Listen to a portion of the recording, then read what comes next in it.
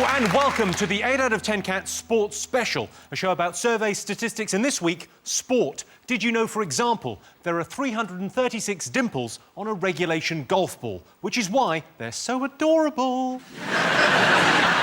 The biggest participation sport in the world is fishing. Of course, a lot of the participants are fish, and they're not happy about it.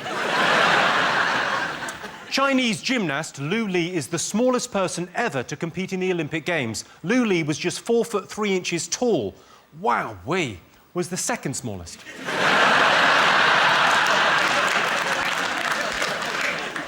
And 63% of people think Serena Williams is better looking than Venus. I'm going to be diplomatic and say I think they're both lovely-looking fellas. Your team first. We won the World Cup. That's got to be it. Yeah, that's right. The one thing that we remember was 1966 and the golden-haired boy Bobby Moore lifting that cup. I like the way that it's lifted alongside 2 world wars. Like it's sort of equal importance. But it's lucky we won it. Can you imagine that song? Like, 2 world wars and a couple of semi-finals. England, 1966. So I'm not old enough to remember it. Gabby, what was it like? Messing about. The ball was heavier then, though, wasn't it? It's light now, the ball. It moves around. You skill to control it. The ball in '66 was like basically kicking a suitcase around. It was. It's really heavy. You probably need a wheelbarrow to get it over the line. So the very fact they got it up the Germans' end was quite an achievement.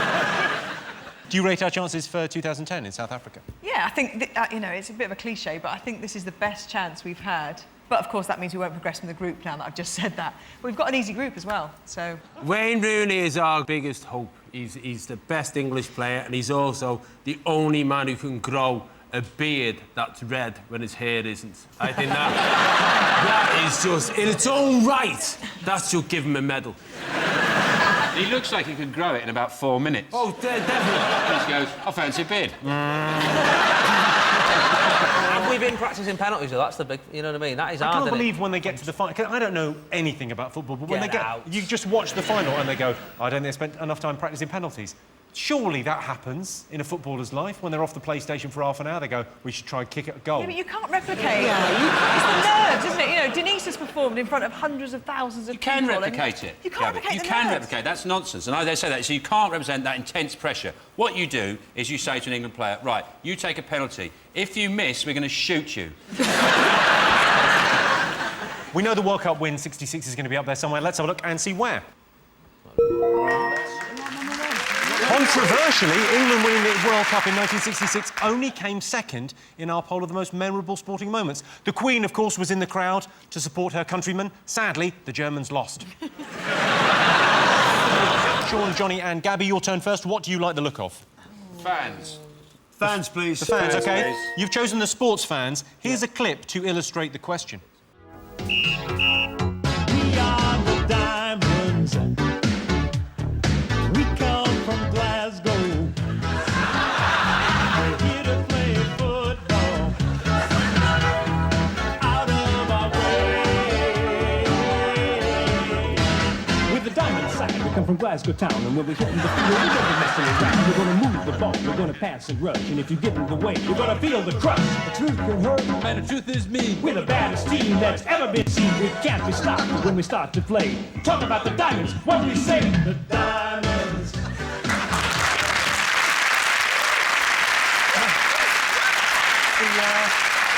That's the Glasgow Diamonds there. They're the top of the Clydesdale NFL and bottom of the Clydesdale NFL.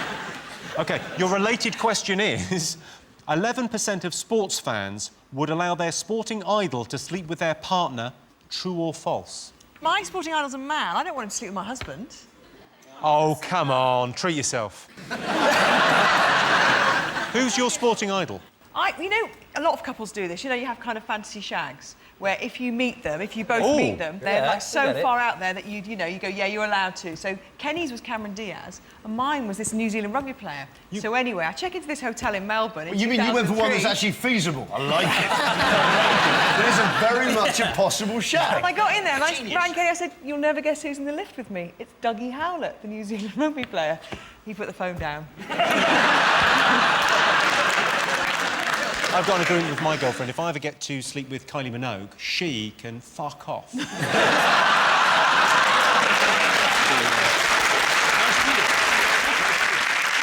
11% of sports fans would allow their sporting idol to sleep with their partner. Who's your sporting idol? Bob Nudd. I'd let Bob Nudd, the angler. You'd let your wife I'd let him sleep with my wife. I don't think he'd bother her for long. I think he'd go in there, he'd start talking about different flies and casting angles, and she'd fall asleep. He'd probably have a fiddle and then go, actually, tide's in. I'll get some good, I'll get some roach on that estuary. I love this mime. He'd have a fiddle. Denise, what do you think? Who's your sporting idol? I do like Tiger Woods, or used to. Tiger Woods probably would. He's not fussy. Tiger Woods, I believe, has a blanket policy, every hole's a goal. He'd you out. 11% of sports fans would allow their sporting idol to sleep with their partner. You're going to go... I think it's false, because I think it's going to be higher. I think it's a lie. Yeah. OK, what are you going to go for? True, then. You're going to go true? Yeah, we'll go true. OK. I can tell you it's true. 11% of sports fans would allow their sporting idol to sleep with their partner. I must say, if I had to pick a sporting idol, it would probably be Desert Orchid. My wife is in for a treat. Jason's team, you're to choose. What do you want to go for? Well, we've got to. We've got to. We've got to. We'll go for the Olympics. You're going to Olympics. OK, you've gone for the Olympic rings. Here's your question. What did the nation prefer, the Olympics or the World Cup? It's a good question, isn't it? The thing with the Olympics, like the World Cup, you go, well, I like football. I like football. And it's, you know, if you like football, then you like the whole of the World Cup, don't you? With the Olympics, you only like certain things. Like, there's some stuff in... I like that, you know, rhythmic gymnastics. No offence, Gabby, right? I know you did it for a little time, right? But that one, I'm telling you, that is just a bloke who's got a bit of toilet tissue stuck to his hand, that is.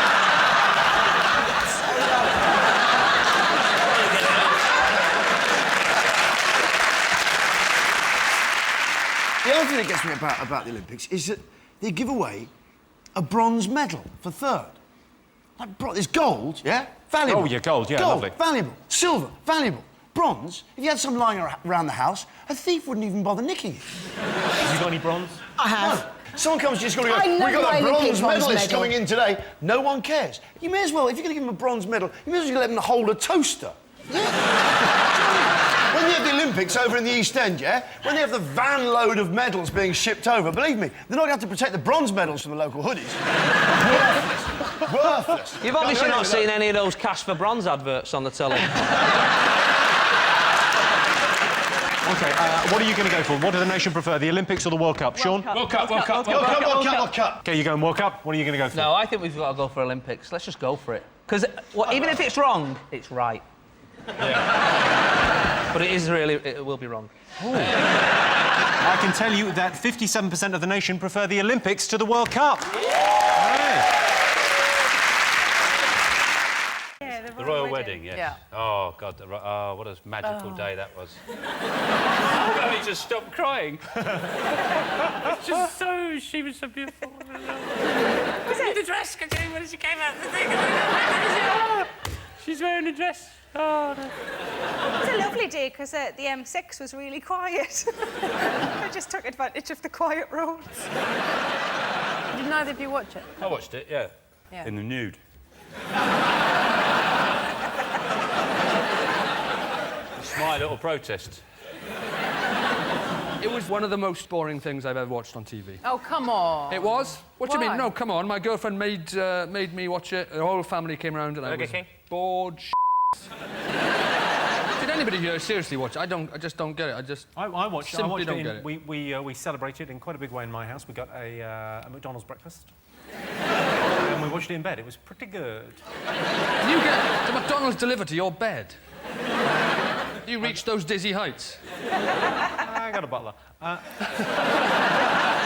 No, my poor, long-suffering girlfriend went to McDonald's and got coffees. Your girlfriend went to McDonald's? Yeah. We thought we'd celebrate in style. We thought we'd watch the royal wedding the way it's meant to be enjoyed. Basically, At home she making... said, you're watching this with me, and you said, only if you get me McDonald's. Is that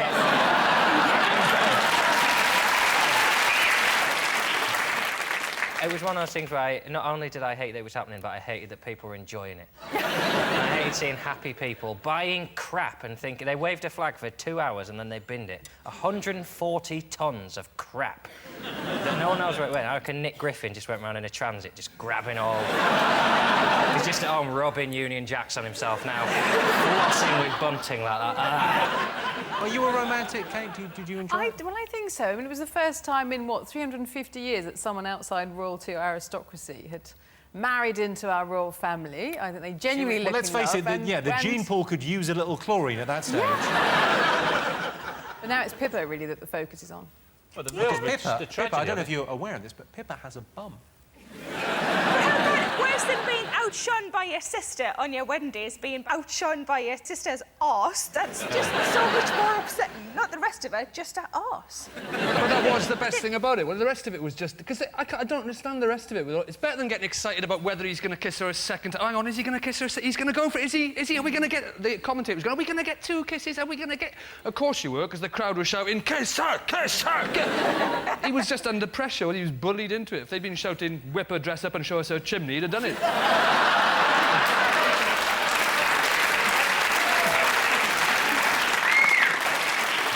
Now, Greg, you got married recently, right? Yeah, my lovely wife, Heidi. How did you meet your wife? On Twitter. Were you following her, or...? She was following me. Like a lazy stalker? Well, you chat to your followers, and then this girl was clever, obviously clever, and she was funny. And I looked at her picture and I thought, That's beautiful. That's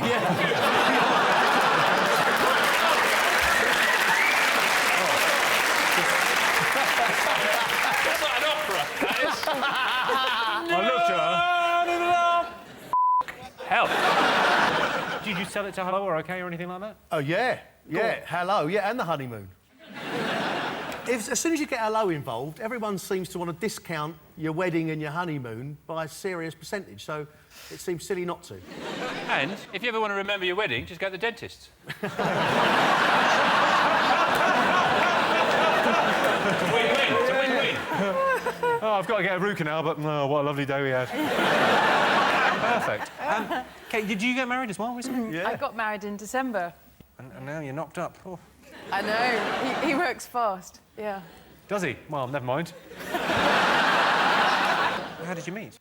Well, I was going off to Iraq, and you have to do a course called a hostile environments course. And generally, you get kidnapped, hood over your head, tied up, beaten up a little bit. And then he did that to you, and then you went, should we go for a... And then he took me off into the bush. Yeah, no. And then... you have to negotiate yourself out of the situation. I'm just digging myself into a really big hole. You had to negotiate yourself out of the situation? Yeah. What did you offer? Money I've wasted on Jamie's Italians. OK, let's see if the royal wedding is one of the most talked about things in the last 12 months. Yes, of course. The royal wedding was an amazing moment. If you're wondering how William wooed Kate Middleton, he did have the best chat-up line of all time. Nice face, love. Look better on a stamp. Sarah Ferguson has revealed that Prince Andrew carried a photo of her to the royal wedding, as did all the security men. Well, we've only got one choice, really, haven't we? I think we'll pick the person that is sat next to me. Go on, then. We asked the studio audience, would you complain if you were served a terrible meal, yes or no? What do you think this audience said? I never have. And Zeppo said yes. No, do not do that. Do not help him. I did look... Of course he put his hand up. God love him, he's happy just to be indoors. I don't believe... people say that they would complain. I don't think people do complain over here in Great Britain. I think we're far too polite, especially in restaurants. You're not. Well, I'm very polite. Sorry, have you not seen your show? I'd like to say, on that show, we only ever critique someone's food, not their personality. Be better telly, though, if you went, oh, that's amazing, but you're such a dick.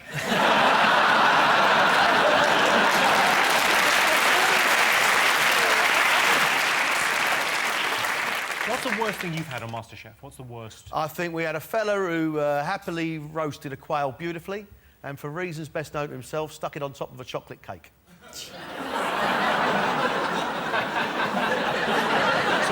I'm not even looking, but I presume Sarah's mouth is watering. Sarah's going, finally, I can enjoy chicken. It's like Nando's and Thornton's. Wow.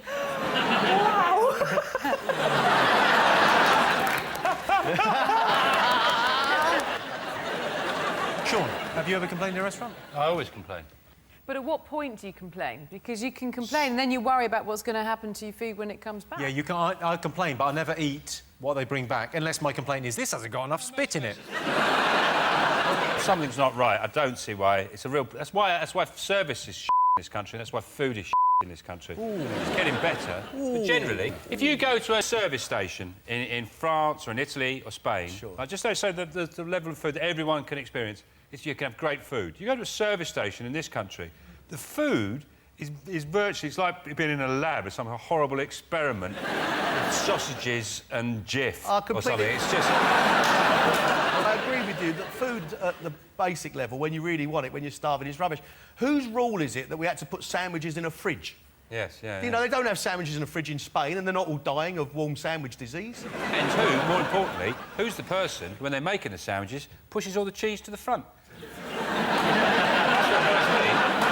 And you look at it, it's like, you know, it's like, imagine if you're trying to fall in love in Iran, you've only got the eyes to go on.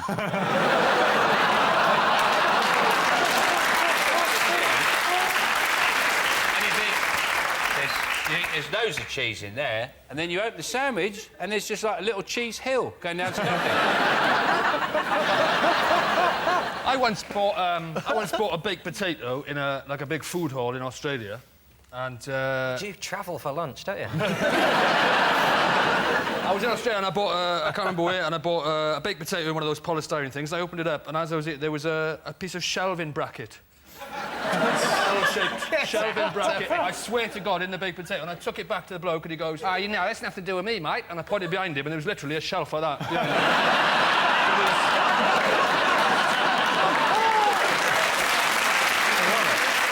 him. What do you think the nation are afraid of? Ghosts? I'm afraid of no ghosts. No.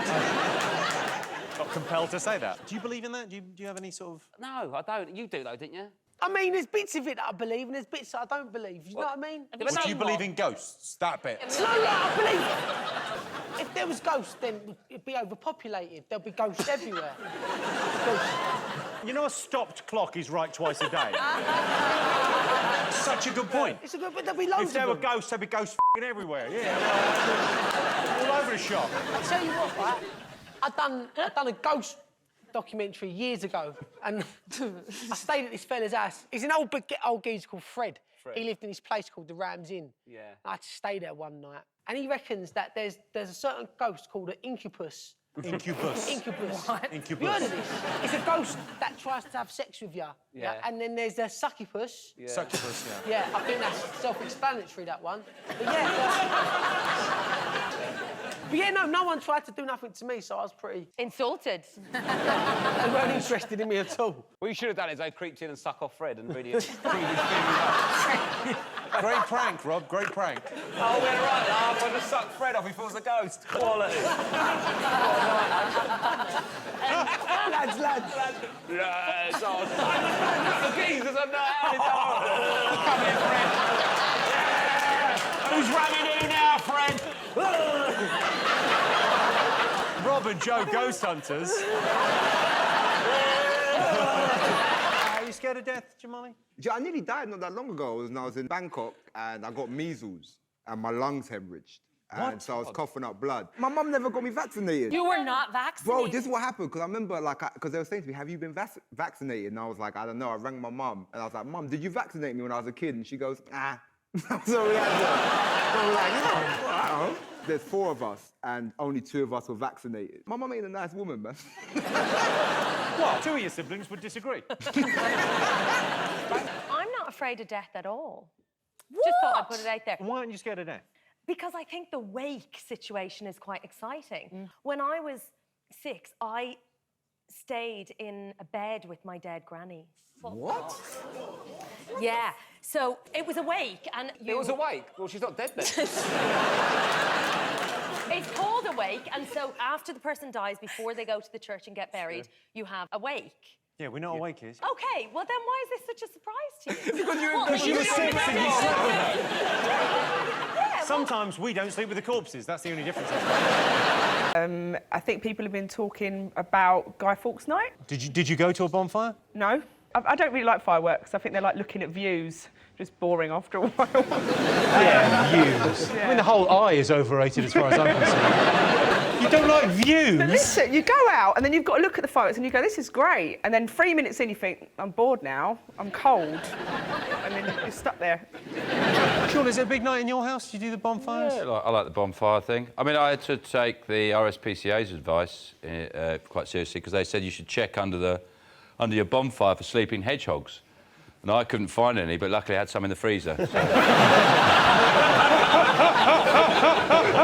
Yeah, got that sorted. Yeah, sure. I think I look like Guy Fawkes because the people on our road did an effigy and it really looked like me. They'd done it on our road. It was right in front of my house. It was kind of in my front garden. They'd even used like a photocopy of my face. And they were like chanting, "Weirdo out, weirdo out, weirdo out," which must be like a traditional chant or something. John, did you go to a fireworks display? It was a landmark year for me. This was the first year when I couldn't even be bothered to go to the window to look. Usually, if I hear some, I'll go and have a look at my neighbour's fireworks. But this year, I just thought, nah, I'm enjoying Gogglebox. I think anyone who pays an entrance fee to a bonfire display doesn't understand what the sky is. Like, £2 in, I'm going to stand on that car over there and play with my £2 that I've just saved. Taunt them with it. Yeah, just... The best firework display, I think, in history was in Scotland a couple of years ago. It was meant to last half an hour, but due to a technical hitch, all the fireworks went off in under a minute. You'd have made it to the window for that, wouldn't you, John? I would have, yeah, if I'd have heard Armageddon outside my window. Just imagine being there thinking, oh, how are they going to follow this up? Oh, they're not. I'd like to have seen the guy's face who lit them all and at the end just stood there just like that. I don't know. Yeah, would you try to stop them? I reckon he just wanted to beat the traffic. He just sat and just ran to his car. Let's have a look and see if firework night is up there. Yes, it was bonfire night this week. In one town in Kent, locals burnt an effigy of Apprentice star Katie Hopkins, which seems crazy because you can get the real Katie Hopkins for £75 plus travel. That's always the fascinating thing about effigies, isn't it? Is you can see the start of it thinking, yeah, I'm going to make an effigy of Katie Hopkins. And then you start it, and then hopefully, after about 10 minutes, you go, what am I doing? And then stop. But it's the desire to finish it. Yeah. Have you got, like, loads of half-finished effigies in your garage? Yeah. Your one's nearly done. It's the hair I'm having trouble with. I can't get it quite like an ice cream. I want it to be just right, Chris. OK, John's team, what do you think the nation have been talking about this week? What about the Tesco? Tesco have got new technology that means they can scan your face and tell you what you want to buy when you're in a garage. I'm not sure. Is that a good idea? I mean... I could do that. Petrol. So Tesco's are rolling out new advertising screens in 450 of their petrol stations. They use hidden cameras to scan people's faces to determine their age bracket and if they're male or female, and then they can sort of market products to them. So how do they tell you what they think you should buy? Do they whisper it? Do they come up to you and go, I think you need some crisps? I think they would look at you, Sean, and go, I think moisturiser, maybe, you know. Prunes. Fly spray. They've had this technology in toilets for years, though. I go into a garage, and when I get in the cubicle, it tells me exactly what they think I'd like to do to someone and who I can call.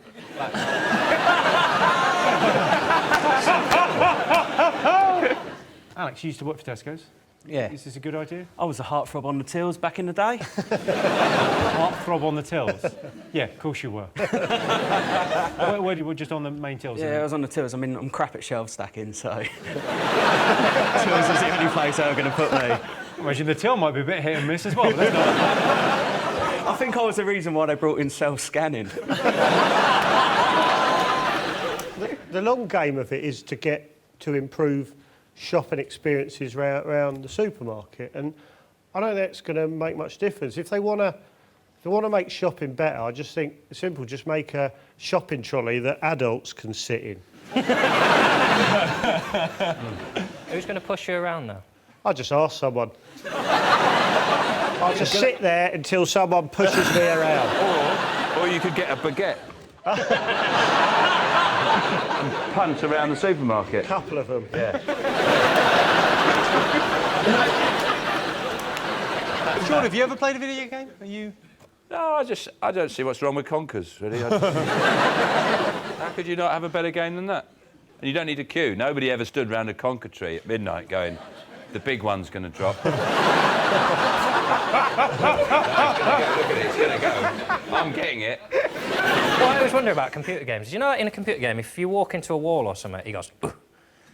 I always think that was someone's job to make that noise. Someone got paid to sit in a studio for a day going, "Oh." I do like, if they make a game where there's a little gremlin wandering around, I'd happily spend a week of my life going, "Ugh." What about the guy whose job it was to find out what noise you make when you walk into a wall? Surely you got it now. I don't really play like Call of Duty. I play a lot of like FIFA, but the worst thing about online gaming is the messages you get from people when you beat them. Like I had one the other day which was all in Spanish, and I Google translated it, and it wasn't very nice. And if you're watching Carlitos 97, I don't shag my mum, so the joke's on you. I like the story of the Indian mission to Mars. A few years ago, the Chinese put a mission into space, and it's quite funny. It's a very similar response to it. The Chinese went into space, and the British press had the same kind of reaction they had with the Indian one, which is a bit like Cool Runnings. It is. It's a bit like, what? The Indians go, you know, they've got a space mission going on. Yeah. And the thing I think's odd about it is it cost like 48 million. No, but this is it. This is why it's controversial, because Britain gives £280 million in aid annually to India, and the mission costs £45 million. They go into Mars. So we're giving them this money, and they're leaving. It's like you've lent your mate money who's skint so he can come out on a night out, and he's got a round in and hasn't got you a drink. I'll tell you what's mad. The cost of it is half of Gareth Bale. That's what's... Real Madrid could have bought a slightly player and gone to Mars. Well, you put it in those terms. Very good. Roisin, would you like to go to Mars? No, thanks. No. It wasn't like a date suggestion, was it? Sounded like one, Jimmy. I don't understand. It's got so much poverty there, and I think their priorities are completely mental. It's like someone who's got a Vauxhall in their garden with no wheels, yet they'd put tinted windows in and a sound system. They've got so much poverty there, they can't justify spending that money going to Mars. When I'm skint, the first thing to go is space exploration. I'll cut it out. The whole thing with the mission is to tell whether there's methane in the atmosphere. So basically, they spent 45 million to see if Mars smells of I don't understand what's the point of that? I'd like to live there.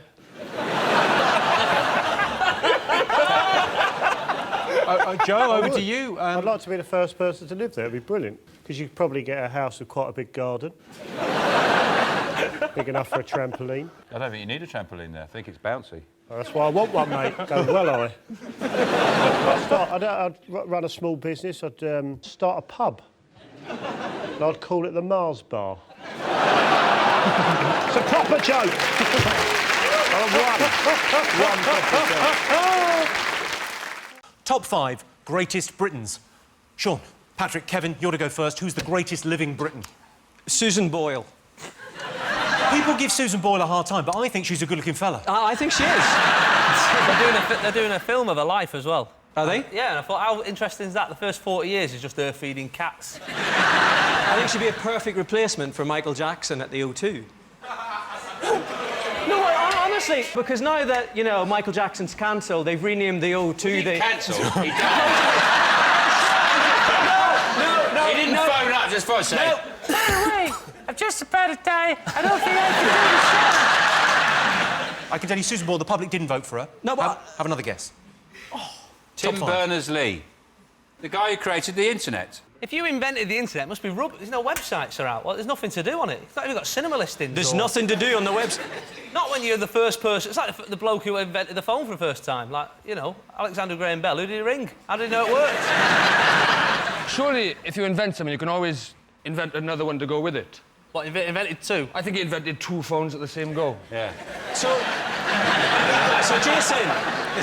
Hello, it's me! I know! So engaged, you idiot. I can tell you, Tim Berners-Lee not voted in the top 50 Britons. Oh.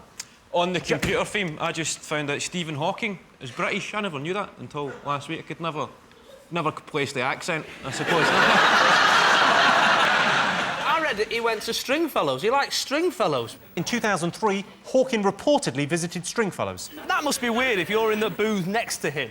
And in the next one, you can just hear, play with your boobies. Your eyes are like the cosmos. I think he's the perfect bloke to go for a pint with, though. WKD for me and a WD-40 for him. It's perfect. Do you know what I would really like to see him on? I'd really like to see him on Mastermind, because he's so bright. Mastermind? Have you not seen Robot Wars? He'd kill on that.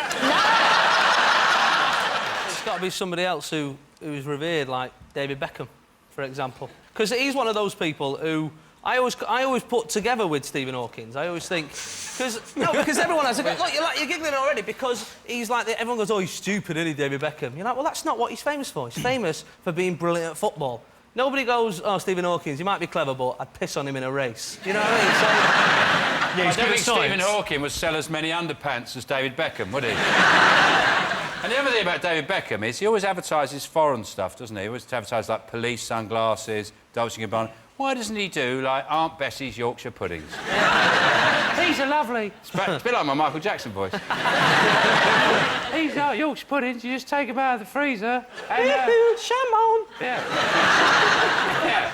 I like seeing proper fat blokes with Beckham on the back of their England shirt. And then I like to run after him down the street going, David! David! David, can I get you? David, can I get you? Oh, sorry, mate. Sorry, I thought you were the real one. Jamie Oliver, is he there?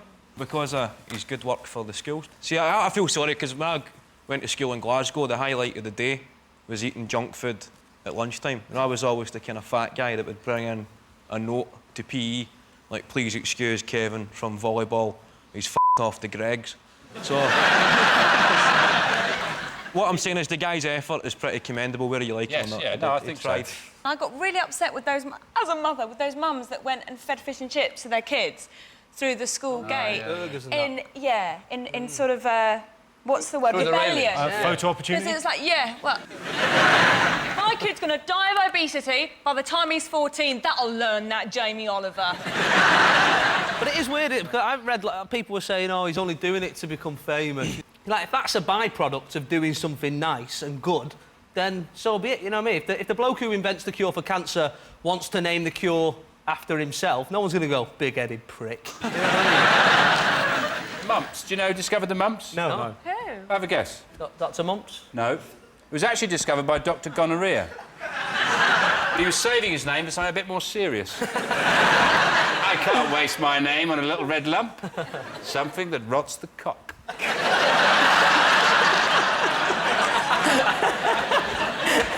I can tell you, Jamie Oliver is not in the top 5. Ooh. Over the years, Jamie has helped popularise certain phrases, like pucker, lovely jubbly, and is there anything else on? Another guess, greatest living Briton. Is Thatcher on there? Thatcher, milk snatcher. Which I think she got off remarkably lightly for. It's like having a go at Hitler for making the moustache a little less fashionable, isn't it? It's like saying, Hitler, now we can't have moustaches that are littler, that is. But I bet she's on there, that odious old toad. I remember when I was a kid, we weren't allowed that soft, whippy ice cream because she invented it, apparently. Margaret Thatcher invented... You got the same Margaret Thatcher? I'm telling you, her and Dr. Whippy, they got together and she invented soft whippy ice cream. She was part of the team that discovered that. Was this before she was Foreign Secretary? That is real. That is real. Have a look. Google it when you get home. Look, that woman's not in. That woman's not in, and she's not mental. Well, the Queen must be up there, surely. If she doesn't win this poll, then this show is guilty of treason, isn't it? Yeah. The royal family apparently cost Britain 69 pence per person per year. Surely we could get somebody to do it a bit cheaper. Outsource, get some cowboy people in. Get a call centre in India to do it. She's pretty cool as well for her age. Like Barack Obama gave her an iPod. He gave her this lovely present, this really well thought out, like an iPod with loads of pictures of when she'd visited America and some music from Broadway musicals and stuff. And she gave him a picture of her and Philip. I've been in that situation where someone's come round with a gift and you've not got them out. You know, they give you something nice, you go, oh, well, I got you this remote control for our telly. Well, let's have a look and see whether the Queen was voted one of the 5 greatest living Britons. She's in at number 2. Yes, the Queen was voted the 2nd greatest living Briton. The Queen is 80 years old, but she looks remarkably well for the most privileged woman in human history. Fingers on buzzers. Cowell, we haven't said Cowell properly, have we? Simon Cowell in the Greatest Britain. Yeah. He was voted 33 in the worst Britons, and his first 20 were serial killers. Times have changed. You know, Britain's Got Talent is supposed to show us that any talentless dick can make it big, and he's an ambassador for that, isn't he? Let's have a look and see whether Simon Cowell is one of the greatest living Britons. No way. God, he is. Yeah. Simon Cowell was voted the 5th greatest living Briton. Through his television work, Cowell has amassed a £200 million fortune. Throw in the profits from Leon Jackson's album, and he's never short of change either. Simon Cowell spends £500,000 every year on his own personal security. £500,000 on personal security. That is an incredible amount of money. Has Simon not considered being less of a J.K. Rowling. I always find it amazing with Harry Potter books that they're sort of acceptable for adults to read on, you know, on the train or whatever. And I think, except when I do a bit of colouring, you know what I mean, a bit of colouring, people look at me like I'm mental. Don't laugh, he doesn't go over the lines. He's very good. My nephew's only 7. He came up to me and he goes, "Shappy, can we play Harry Potter?" And I said, "Of course we can, my darling." And I locked him in the cupboard under the stairs. Didn't you say Dumbledore was gay? Yeah. I've seen the films and stuff, and you wouldn't, you know, you don't know he's gay. He's not like he's mincing through the corridors like, "Oh, Harry, look at your massive wand. Oh, chase me. I'm going to go and order the next series of Queer as Folk off Amazon. See you later." Like... Well, I think it's impressive that she had the idea for Harry Potter on the train from Manchester to London. Now I've been on that train and I took one look around the carriage and the only idea I had was to get off at Preston and lie on the platform and punch myself to a pulp. All this stuff about she was really poor and she had to write it on a napkin on a train, or she wrote stuff on a sick bag on a flight. So she can't afford paper. She can afford a bloody flight and a train, though, can't she? Oh, she's so poor, she had to write it on the back of her receipt for ski hire in St. Moritz. Well, I can tell you, you're absolutely right. J.K. Rowling is up there. Yay. Well done. Justin Bieber. Justin Bieber. Definitely. Bieber fever. So what did he do exactly? He was 2 hours late for his own concert. And it meant that people with young children missed their trains home. Some of them had to leave early, couldn't even stay for the concert. It's pretty bad. It's a disgrace. A disgrace? An absolute disgrace. He ought to be ashamed of himself. Yeah. But apparently he was in his dressing room playing computer games. Listen to that. Did you hear that shot in the studio? What's a worse noise than if you'd gone, yeah, apparently he was in his dressing room doing coke and banging hookers. Well, according to reports, Bieber says he was only 40 minutes late, blaming the delay on a technical difficulty. Maybe he couldn't save his score. It's the first time I've admired him. If you arrive late and you still have the balls to get zip-wired in, dressed as an angel. Like, he's not snuck in at the back and gone, God, I'm so sorry, everybody, the bloody tube. He's properly, if you pulled that at work, just go, where's Mike? He's like, oh, here he comes. I was at the concert and I was furious because I've got daughters. I didn't take them. I was just at the front going, Justin. I like to confuse it, it's just me and a row of 11-year-old girls. And then he looks at across and he's going, touching their hands like that. And he gets to me and I'm just going, you're Well, would you take your kids to go and see him though, wouldn't you? No. No, you wouldn't. Would they be into that kind of thing? Would they? No, I'd have them adopted if they got into him. I'd put them into care. I had the impression most of them complaints really were because the parents, they didn't want to be there in the first place. And so that's why the wait is awful. I mean, you have to wait for something you don't want to do, like see the dentist or take the ferry to France. And then obviously if you then have to wait, makes it even worse. Another reason why parents might have been upset is because they could have got an extra couple of hours in the pub. You know, because they got their... See?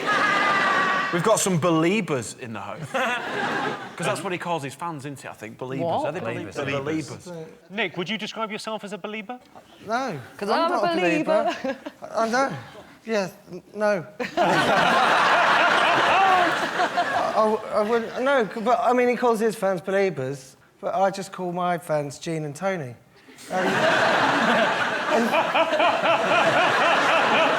And they're never angry when I'm late, because they're the ones that are driving me to the gig. I think you shouldn't be having a go at him for being late. He's only, like, a little bit late. He's 19, isn't he? When I was 19, you know, I could barely make dinner with all the wanking I was doing, so... The fact is, he's entertaining millions of fans, so give him a break, innit? Good point. Let's have a look and see if Justin Bieber is up there. Yes. Yes, Justin Bieber caused outrage by turning up 2 hours late for a gig. It's not just kids that like Justin Bieber. My nan actually describes herself as a belieber. She's very religious and she's lost her teeth. John's team, what else have the nation been talking about this week? What have you been talking about? A massive Man United game, surely. Oh. Was it a red card, or was it not? Brilliant whatever, wasn't it? Tell me what happened. Well, basically, Manchester United were playing Real Madrid in the Champions League, and Nani got sent off for a foul that was quite... I didn't think there was much in it myself, to be honest with you. Yeah, it was good though, wasn't it? Yeah. Anything that makes Ryan Giggs cry should always be applauded. Little Alex Ferguson getting so angry, came out of his little thing and then he couldn't get down the stairs anymore. He can't move his limbs when he gets excited. That was funny, wasn't it? There's gonna, he'll still be managing when they have to put a Stanner in and there'll just be shots of him like... Denise, are you a football fan? I do go to matches, yeah. I support Chelsea. Do you? Yeah. Hey. Yay! Did you love it when Man U went out? I missed the game because I was too busy baking. Were you? I was baking, yeah. I was putting a hot filling in my pie. You may be the perfect woman. Not only baking, but innuendo with it. Nick, are you a football fan? No. No, not. No, I mean, I've never really been into football, and it's like it's the equivalent now of like Lost or West Wing or Breaking Bad, and everyone's like saying, "No, you've got to get into it," but I've left it too late, really. If there's a massive box set at the end of the football, then I'll buy that.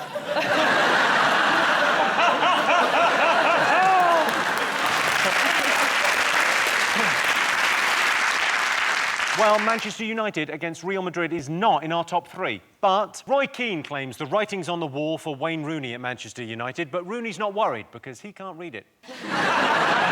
Sean's team, what else has the nation been talking about? The Queen's not been very well. No. She had a bit of a... I don't know, she had an adverse reaction to her swan jalfrezi that... She had the switch, basically. It's Philip knocked up. It's one of those weird things, you go, that's one of the real downsides of being royal, is if you have any ailment, everyone knows about it. You know, she's had sort of diarrhoea, vomiting, and the whole country knows about it. You wonder if that vomit, if that sells on eBay. I wonder if there is a market for that. I mean, I can easily imagine Paul Burrell there with a bucket by the drain. I don't know if there is a market. They're probably all waiting for Kate Middleton's afterbirth. You know, Prince Philip had his bladder infection. Yeah. You know, it's not something you'd want everyone to know about.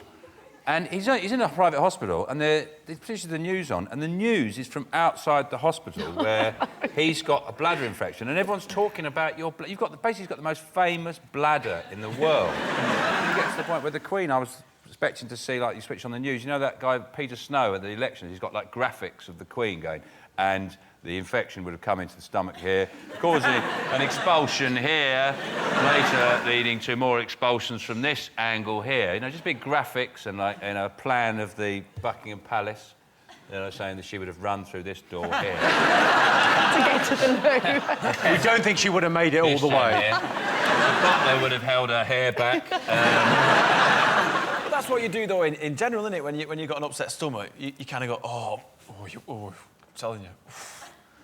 Never like that before. Unbelievable. I sat there and you should have heard the noise.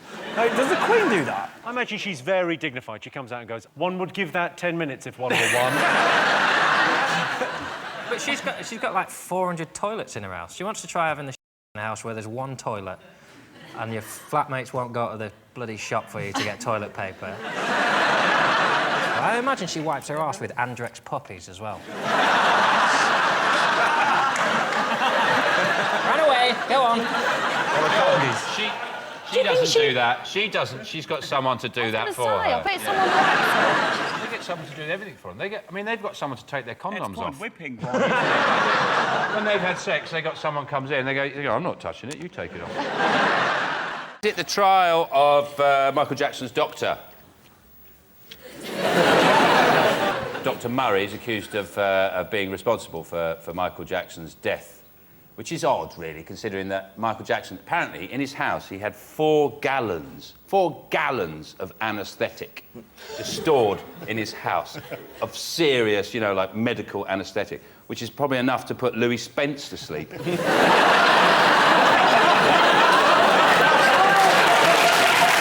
a lot. They're just trying to work out whether he killed him. And I was thinking, I can't think of a time in the last few years when Michael Jackson was alive and people went, oh, it's Michael Jackson, he looks well. Yeah.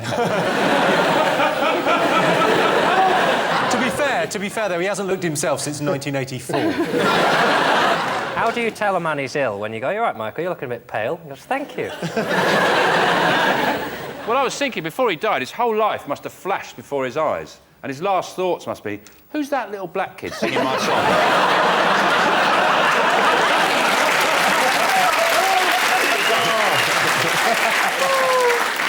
The doctor was getting paid £100 a week, though, wasn't he? Yeah. And I was thinking, Michael Jackson's a weirdo, isn't he? Right? So if Michael Jackson was paying me £100 a week, I'd inject him with Haribo if he asked me to.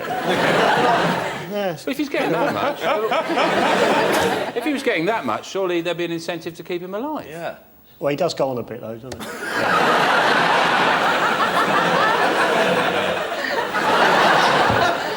People suspect foul play. The family suspect foul play, and it just, you know... Well, there was a delay, wasn't there, in resuscitation, giving him the kiss of life, because they had it took them ages to find an 8-year-old paramedic.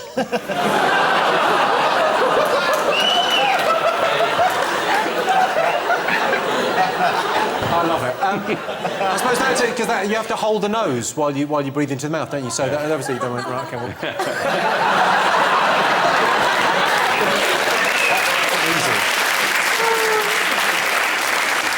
Let's have a look and see whether the trial of Michael Jackson's doctor is one of the most talked about things this week.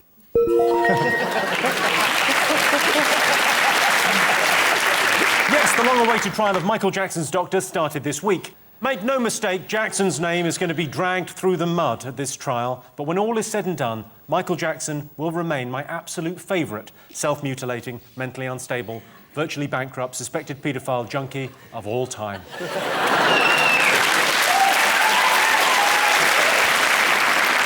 OK, John's team, what do you think the nation should be talking about this week? The Eurozone bailout? The Eurozone bailout has been in the news a lot. Yeah, I've been trying to sort of simplify it in my head, and the way I've worked it out is the cold countries are bailing out the hot countries. That's basically it. That's exactly it. Why has no one made that point before? I feel sorry for Greece now.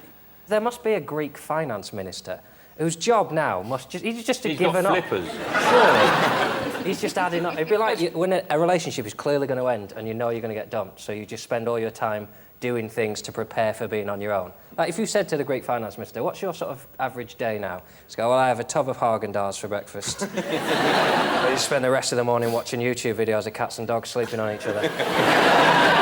Send an email at lunchtime, is it fixed? No, and then just cry and sleep. I just make a point that nobody but you ever prepares for being alone. You've been preparing for a long time. Yeah, I've been preparing for it my whole damn life. It's Greece's fault. It's Greece's fault. It's their fault they're in the situation. They borrowed too much money. And what do they produce? They produce flip-flops and ouzo. The drink nobody wants. Nobody wants ouzo. If somebody comes back from Greece, then nobody brings a bottle of ouzo unless you've got slugs in your garden. Even Sean Ryder won't drink it. That's disgusting. Who drinks something that sounds like a plasterer's nickname? Oi, ouzo! And also, they smash all the plates at the end of the meal. No wonder they're bankrupt.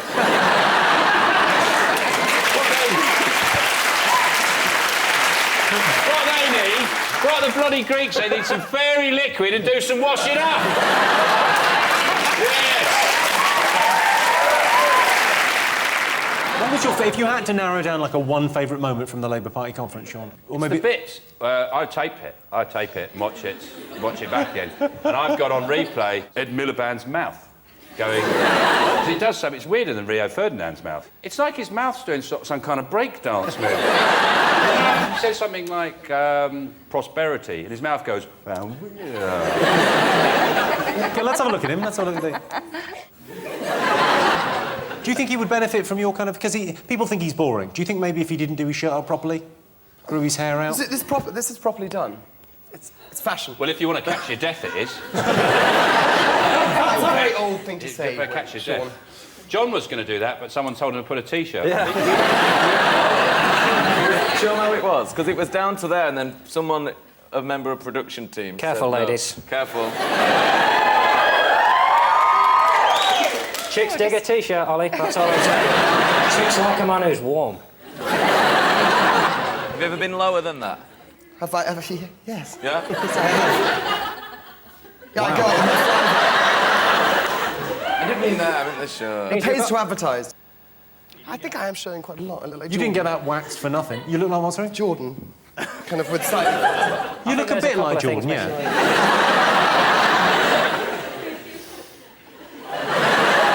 You look like someone for whom the gender reassignment has gone brilliantly.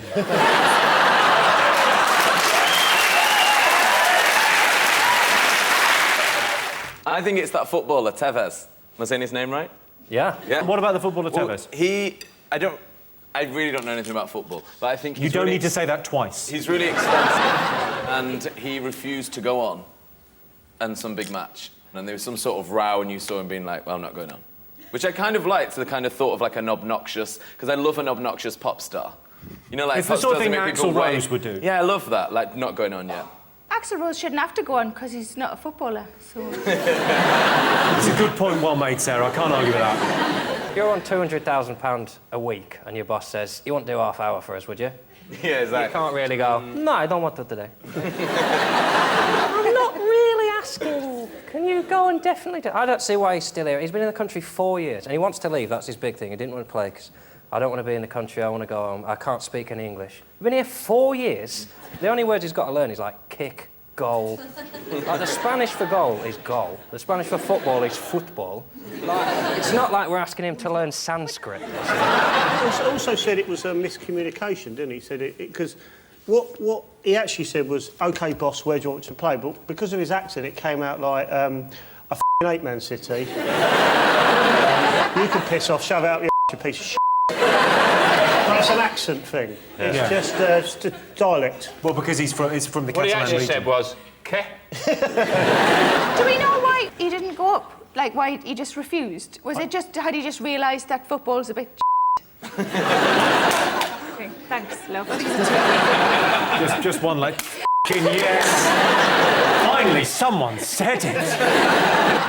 If you look at Tevez, though, he's a very unfortunate-looking chap, isn't he? He does. He looks like Shrek's ugly mate, doesn't he? I refute that. Let's have a look. He's a great-looking guy. In fairness to him, that was a very sunny day. been Flash told... is too strong. I like it. It's too strong. Just as well he didn't go on, to be honest, because in that picture I can see he's already broken pretty much the rule of football. This is good, you see? I scored a goal! He's attention seeking, isn't he? Let's face it, if you're gonna go to a football match and sit on the subs bench, you're probably gonna go on, let's face it, you've got to do that. And then he just says no. He's obviously an attention seeker. You think he's an attention seeker? Yeah.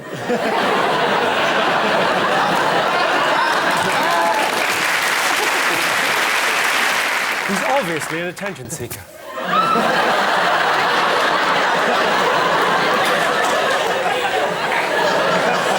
It's the most attention-seeking sort of thing I've ever bloody seen.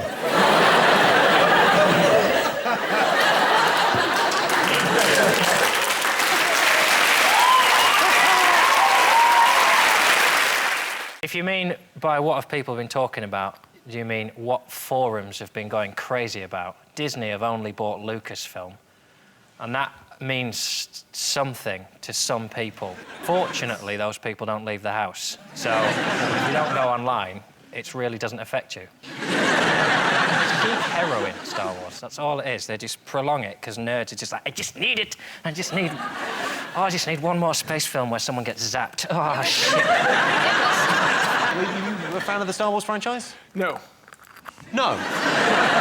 Well, the original ones, the good ones, yeah, the ones with the story and the good dialogue and stuff. The good one, the ones when we were a kid watching a kids movie, those ones, were good. Yeah. When we grew up and watched a kids movie, but the ones it was that rubbish. were Who made knew? just to sell the toys, no. Yeah, well, they're all basically toy adverts, but they're bloody good ones. You know,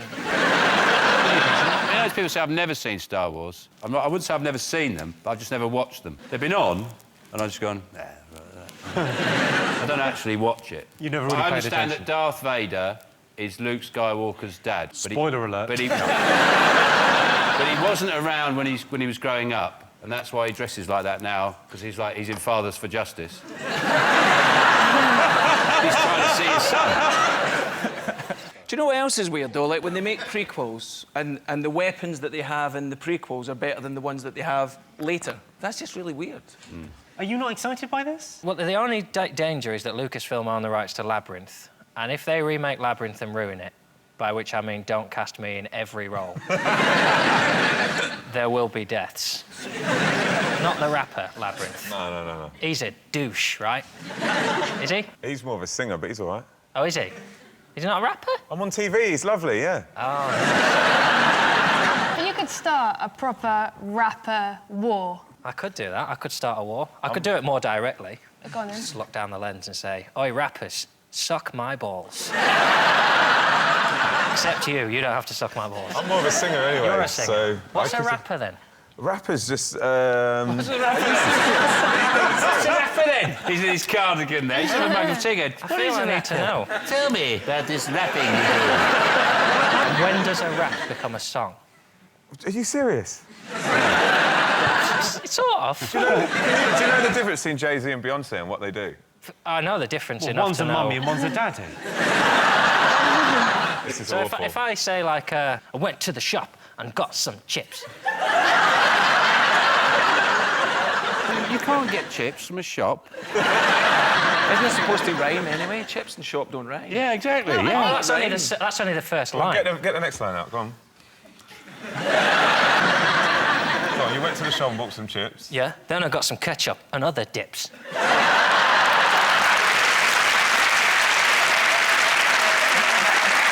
Should we look and see whether Star Wars is one of the most talked about things this week?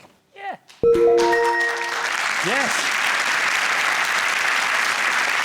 Yes, Disney has bought Lucasfilm and the Star Wars franchise for £2.5 billion. If you haven't seen any of the more recent Star Wars films, I don't want to ruin them for you, that's George Lucas's job. Most people would describe themselves as a risk-taker. True or false? Well, come to the right guy here.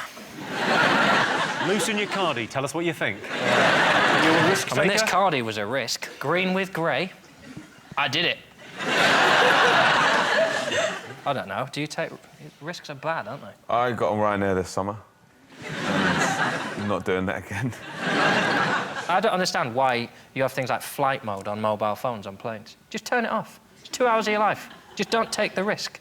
What risk? There's no risk. I leave it on. When they say to switch it to flight mode and the person next to me puts it to flight mode, I think, you prick. What is the point of the risk? You could kill everyone on this plane just because you accidentally flicked it off flight mode and the whole plane exploded. Well, John, when I get on a plane, I don't even turn my chainsaw off.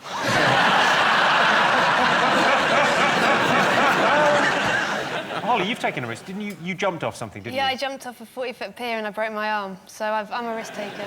Why did you jump off the pier? Because I was asked to do it.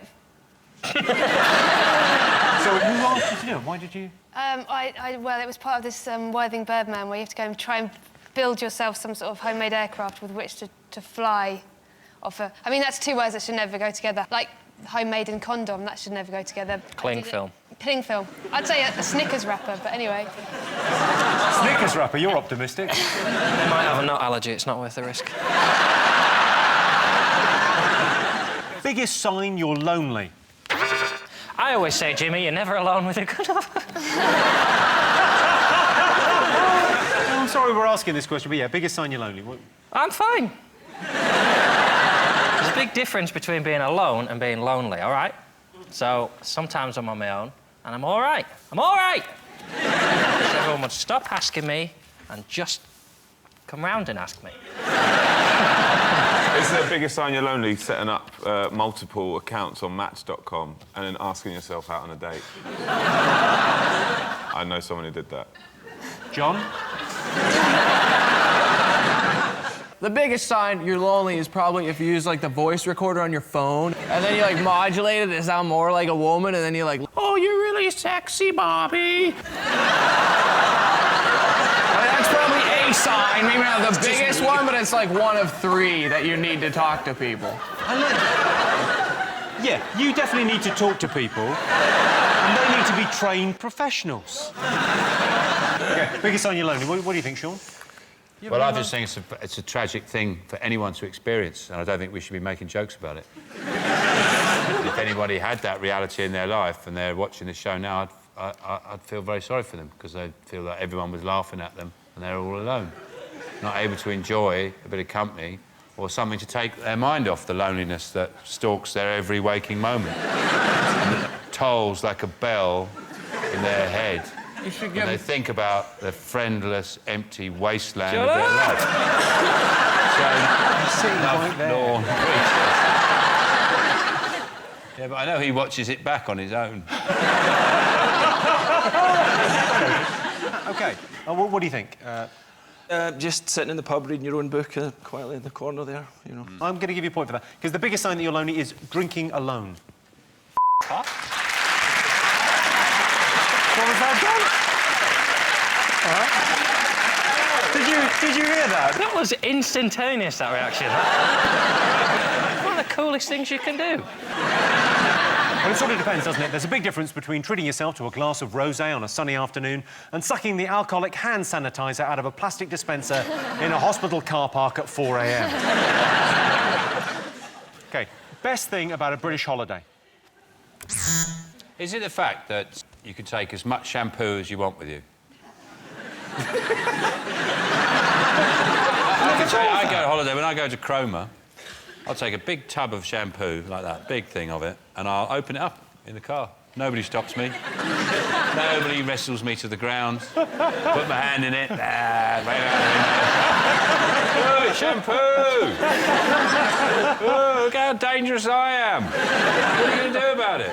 Since I moved here, for me, all of Britain is like a holiday, which is exciting. I live near this place, the Brixton McDonald's. I don't know if anyone's been there. I think it's just called McDonald's in Brixton. No. And it's great, because if I'm ever feeling like, oh, what am I doing with my life? I just go to the Brixton McDonald's at 4 in the morning, and then I'm like, I'm doing fine. I got a 50-pound fine there for putting out a cigarette out on the ground. And it's like, really? That's the thing you're focusing on here? Like, there's the team from The Wire dealing drugs all around me, and the guy's like, why didn't you just put it in the bin? There's a man in the bin! That's a holiday for me, because I don't have to be alone in my apartment. Or flat, as you would call it. Yeah, flat. That's the one thing we didn't understand in that. Well, I think it has to be the transition of power, where Tony Blair has stepped down as Prime Minister and Gordon Brown has quickly gone into his shoes. I personally have done very well, incredibly well, out of Tony Blair's time, because I had the wisdom, about 10 years ago, to place a bet at Ladbrokes that his last meeting will be with Arnold Schwarzenegger, who would also be the Governor of California. And I put another bet on Brown's last meeting is with Dale Winton, who'll be the leader of Hamas. And then Schwarzenegger sitting there, and he said, we had a wonderful fried English breakfast. Did you see that nonsense? I did see well, that. you cannot fry steroids. So you know the man... I watched the press conference with Brown on Wednesday, and he says, I'm going to make some changes at number 10. And I presume he means policy-wise, but I thought he should just make some changes to number 10, like getting rid of that door. It's been there years. Maybe change it into saloon style, right? Or some of those beads that they have to separate a newsagents from his house. You know those? He should stoneclad it. I'd like to see him slide down on a pole. I always think Brown looks like he's just taken the head off a bear costume like that.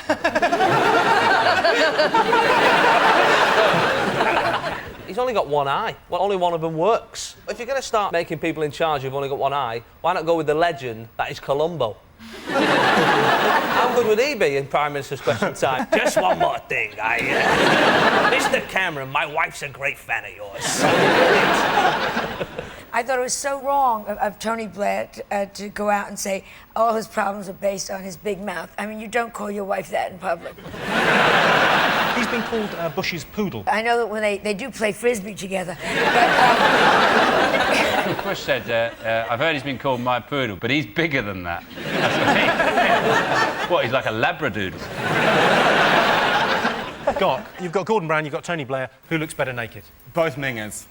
Both mingers? But I would do Tony Blair, I have to say. Tony, I know you got your afternoons off now. I met him on a job once. You met him on a job? What did you say, Gott? Are you Tony Blair? I literally spun around and he was standing there and it was like everything went really slow and there was this big light behind him. He is sexy. He is so... Like, everyone's like, what? He's going to be a peace envoy to the Middle East. Making that Blair. Peace envoy for the Middle East is like making Mel Gibson in charge of a Holocaust museum. He'd certainly take an interest in the Nazi memorabilia, wouldn't he? Spice Girls. I'm thrilled because it's the first time they've been together in years, kind of like Paris Hilton's knees, and I got very excited about that. Victoria, apparently, as she's called now. I love it when gets money. Victoria, Posh came over to our country and she thought she was going to be so terrific, and then she found out in Beverly Hills she's fat, so she came home. Alexa, you know your pop. How Yeah, old were you the first time the Spice Girls came?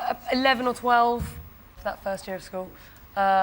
Secondary school. I didn't first go to school at 11. Weird. Girl power was a brilliant concept, wasn't it? It was like, you know, you're equal to boys, and if you're not treated equally, wear a boob tube and you'll be fine. And... Yeah. I love the Spice Girls and I love what they did with the styling, but I'm a bit concerned now that what's going to happen is they're going to come back, try and recreate all of that again, but having to wear very big supportive pants now, put their knees up above their boobs and squeeze it all in. Isn't that what your show's about? Yes. Putting fat women in clothes that they shouldn't wear. It's not what it's called. Tune in next week on putting fat women in clothes they shouldn't wear. What's her name? The one that just had the Eddie Murphy baby? Scary. Scary, yes. Yeah. And now that she's nursing, I said they should call her Dairy Spice. It turns out it was Eddie Murphy's kid. Well, it came out in a fat suit. Did you hear this? They've got this machine. This digitally enhances their voices. And I'd really like to be in charge of that machine. Especially when Posh Pie steps up to the mic, just press off. She's going, Big storms and flooding. Because I know they had them in Yorkshire, but in Scotland we had, like, thunder and lightning storms, which I really enjoy, because during a storm I always shag my girlfriend and pretend that it's the conception of the Antichrist.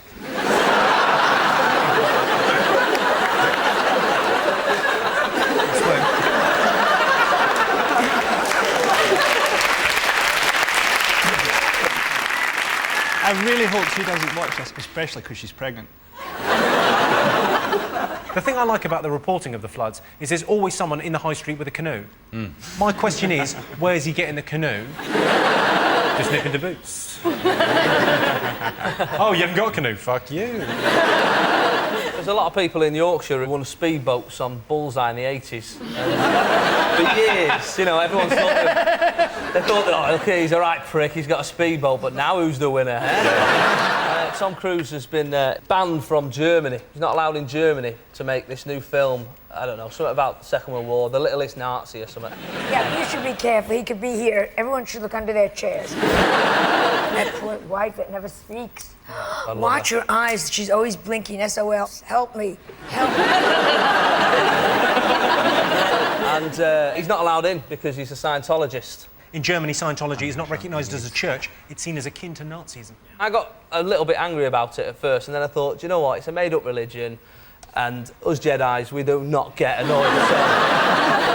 Have you considered Scientology? It's a bollocks religion. I'm going to educate you. Go on. Scientology asserts that we are descended from 13.5 trillion beings from an overpopulated corner of the galaxy who were dumped in Earth's volcanoes by an evil galactic warlord called Xenu 75 million years ago. Ziggy played guitar. Sounds like a David Bowie lyric, doesn't it?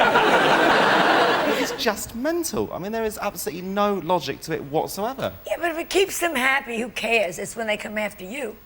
How do they come after you again? Happy New Year. It's a film. It's about a guy who apparently he's like a good Nazi. Yeah, it's Klaus von Stauffenberg. Here's a piece of meat before I kill you. What's a good Nazi? The whole thing is so, insane. It's the Nazis versus the Scientologists. I never thought I'd be on the side of Hitler. I mean, it's just crazy. Is there no one so culturally different that the Americans won't just have him played by Tom Cruise? Like, he was the last samurai. I was surprised he wasn't in that f***ing Muhammad Ali film. And he goes over as a samurai, right, which by definition everyone trains when they're about 5, right? He turns up aged 40 and just sort of picks it up. Well, you're going to be a real shock when you see Finding Nemo. They talk in that. Fish. What they do in films these days is outrageous. OK, let's have a look and see if Tom Cruise is up there. Yes, this is the story that Tom Cruise has been banned from filming in Germany because of his Scientology beliefs. So the Germans are calling Scientologists evil. That's the pot calling the kettle gay. Fingers on buzzers, what else have the nation been talking about this week? I think it might be Wimbledon. The tennis championship's been played at Wimbledon this year. Again. Every year. What the women's tournament, they're going to get paid the same as the lads for winning it for the first time. Venus and Penis, whatever the hell their names are. It's like, pow! Pow! And they don't use a racket. I mean, they are... They've banned people from wearing fancy dress because they're worried about Fathers for Justice. They've told the security to look out for people dressed as Batman or Superman, but what if there's a proper emergency? What if something actually goes wrong and Batman turns up and he can't get in? That's mental. Batman will be able to get past a £3.20 an hour security guard, or he'll be all use anyway. The most interesting one is Jon Travolta. Jon Travolta? You know, he gets a bit naked, asks for some favours. This is the story that 2 people are suing him, claiming that he made inappropriate advances whilst having a massage. Apparently, so they say, he asked for a happy finish, and then when the guy refused, he accused him of being selfish. A little hissy fit to have. Come on, wank me off. No. Selfish sod. He said he's got a bill from a Chinese restaurant that night, I think it's in New York, and they've even got what he had, which is cream of some young man.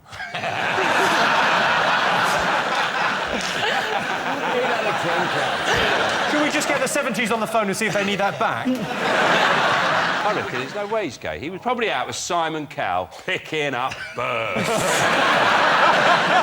I can't believe Jon Travolta's gay. I can't believe it. It's impossible to believe. He spent a lot of time in leather. He's great at dancing. Perfect teeth. He's an airline pilot. Hangs around with cabin crew. He's not gay. I should say that Jon Travolta has denied these allegations. David, you must have met him. You're a Hollywood star. Come on, you must hang out together. What is this show about? I thought it was an animal show. I'm just wondering.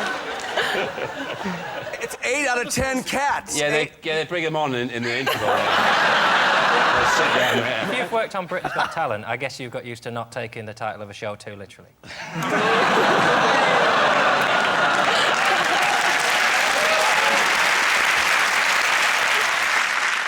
Well, that's not one of the most talked about things this week, but John Travolta has been accused of inappropriate behaviour whilst having a massage. It's been alleged that Travolta propositioned the man for sex. Well, that's not quite how he put it. He actually said, "Will you touch my rama-lama-lama, ka-diggity-ding-de-dong," before suggesting they move to the bedroom for some shoo-bop, shoo-waddy-waddy, ippity-boom-de-boom. Yeah. OK, Sean, what do you think the nation should be talking about this week? Well, there's the Britain's Got Talent, which you used to do, didn't you? You did it over here, didn't you? I did it over here. Britain's Got Talent's mainly made here, Sean.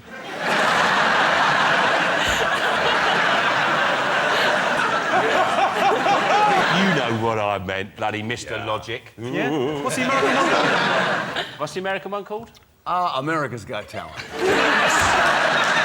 I knew it! Yeah. But you were great on the show. Yeah, oh, thanks. I had a hard time understanding everyone, but I got to tour the country and, Well, you ended up going out with a lovely Welsh girl as well, yeah? Yeah, my girlfriend is from Glenheath, and the weather is weather's tough over there. The weather's tough everywhere. You have 2 winters over here. I mean, you have 2 summers. It's like you have winter and July. Yeah, that's why the buttons on our shirt go all the way up to the top.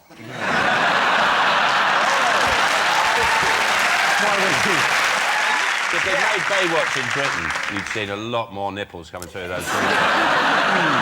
I haven't watched Britain's Got Talent this year until last night. I realized that the show is exactly the same as it was last year. They just go to, like, the hospital, and it's like One Flew Over the Cuckoo's Nest, and they give you the people medication, and they send them to Britain's Got Talent. And that's how you got the job. It should be called Britain's Got a Dog that can stand on 2 legs. It's just a dog. So we've not seen you dance, so I imagine it's something quite similar. If I dance, countries will go to war. Rachel, are you asking John to dance? Definitely. Go on then. That wasn't dancing, John. That looks like turbulence on a flight. And you're going back to your seats, is that? Oh, sorry.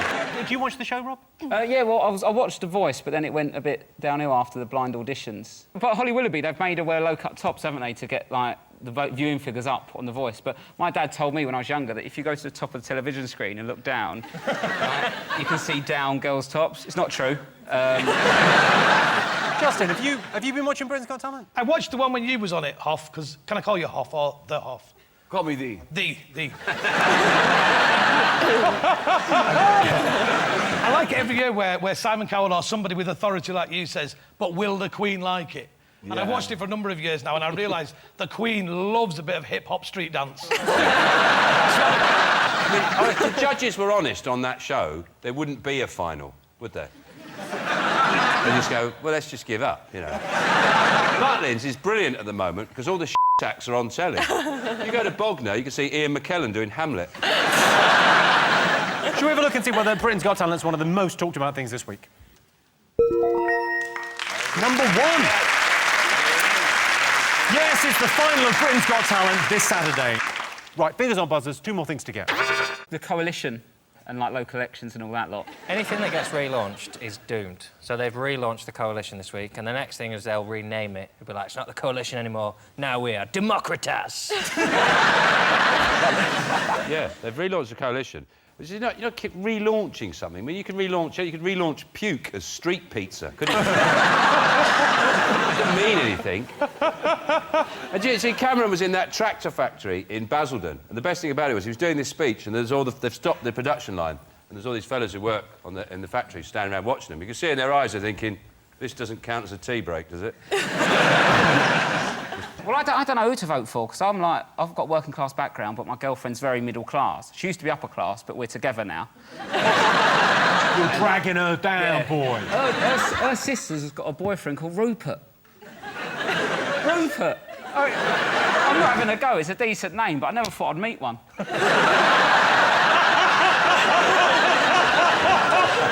best way they could have re-established support in the nation this week is, like, slip a load of song lyrics into the Queen's speech. Because she doesn't write it, she just reads it. She'd have to go, I know for my people, money's too tight to mention. But, and it's a big but, I like big buts, and I can... People don't, do you know what? They're all right, these guys, they're all right. Did you used to do that in exams? Absolutely, yeah. We used to do that in all our exams at college, to try and work lyrics and quotes from films into the thing. It's quite hard to do with maths exams, though. All right, Rain Man. Have you met David Cameron? I did. I went to the Parliament and I had I just wanted to see it and met David Cameron. But who's Nick Clegg? That is what David Cameron asked you.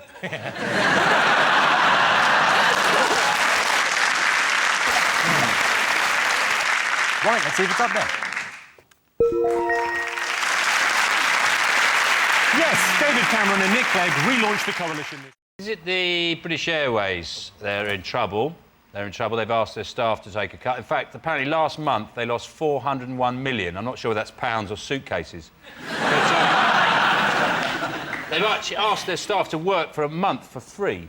They've asked pilots to take a 2.6% pay cut. If I was a pilot, I would take a pay cut on the condition that I could fly a bit worse. Yeah. Just like a bit worse. So I'd be doing fine and then just... fine. I'd land short of the destination. That's what I'd do. Yeah. 2.6% short of the destination. I think Ryanair are actually ahead of you here. The CEO says that he won't take his salary in July. Do you know how much his salary is just for July? 60 grand, isn't it? £61,000. So, like, what I love is it's fine for him not to take it. I'll still have small men just licking my chin if I feel like it. And everybody else...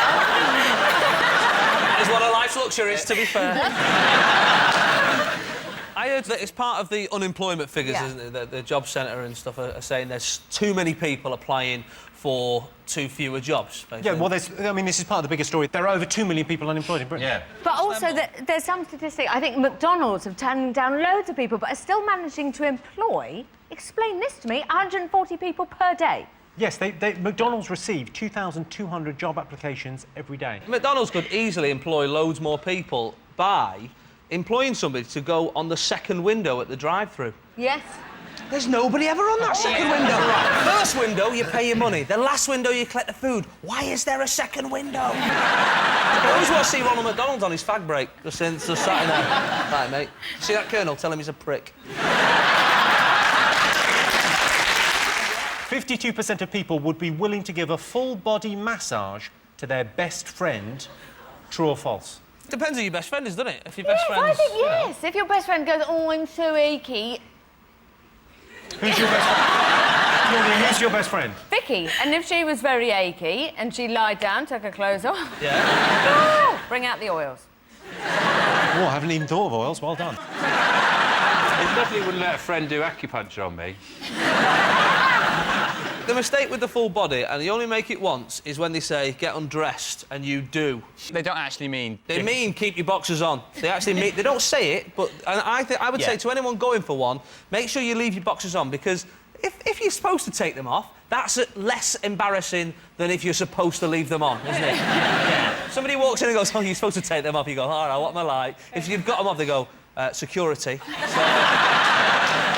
OK, so what are you going to go for, true or false? It depends how many men were asked, of course, but I think it's... You think true? I think it could be true, to be honest. You both think true. I think I'm going to overrule and say false. But you're the captain. You're the captain. I very rarely do it, guys, but I'm doing it this time. OK, well, I can tell you the answer is true.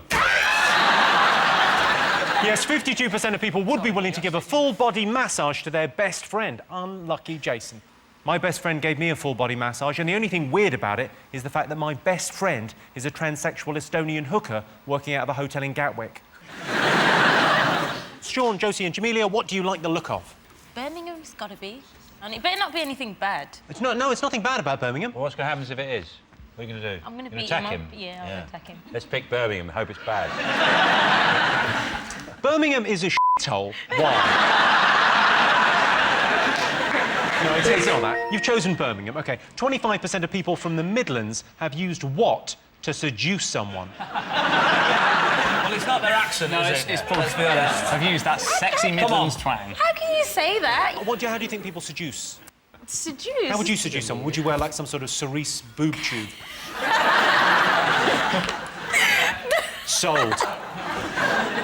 It an idiot.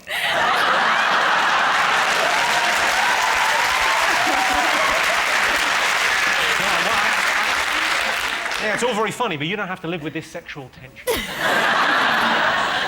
In Birmingham, everyone like smiles at each other and they say hello, even if you don't know each other. You're painting Birmingham to be something that it really isn't. It is. It Make really. it sound like Venice. I swear, I suppose, people do like smile at each other. But then when I first came to London, I did that, and they were kind of like looking at me like I was a weirdo. I had the same thing, Jamelia, actually, coming down from the north. I remember getting to Euston, and there was a fella reading, I think it was Da Vinci Code at the time. It was before it, you know, kicked off into the big success. And I sort of wandered over and I said, "Oh, is it any good, that?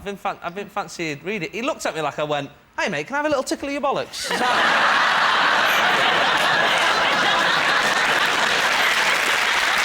asking about the book. Is it singing? Singing? It's not singing. Is it hover boots? Oh, look at me! I'll give you a clue. It's something that I would associate with doing with your family. Oh, Pictionary. I'll give you that. Ooh, I'll give you that. Amazing. What? No, I'll give you that. Really? It's Pictionary? 25% of people from the Midlands have used a board game to seduce someone. That's amazing.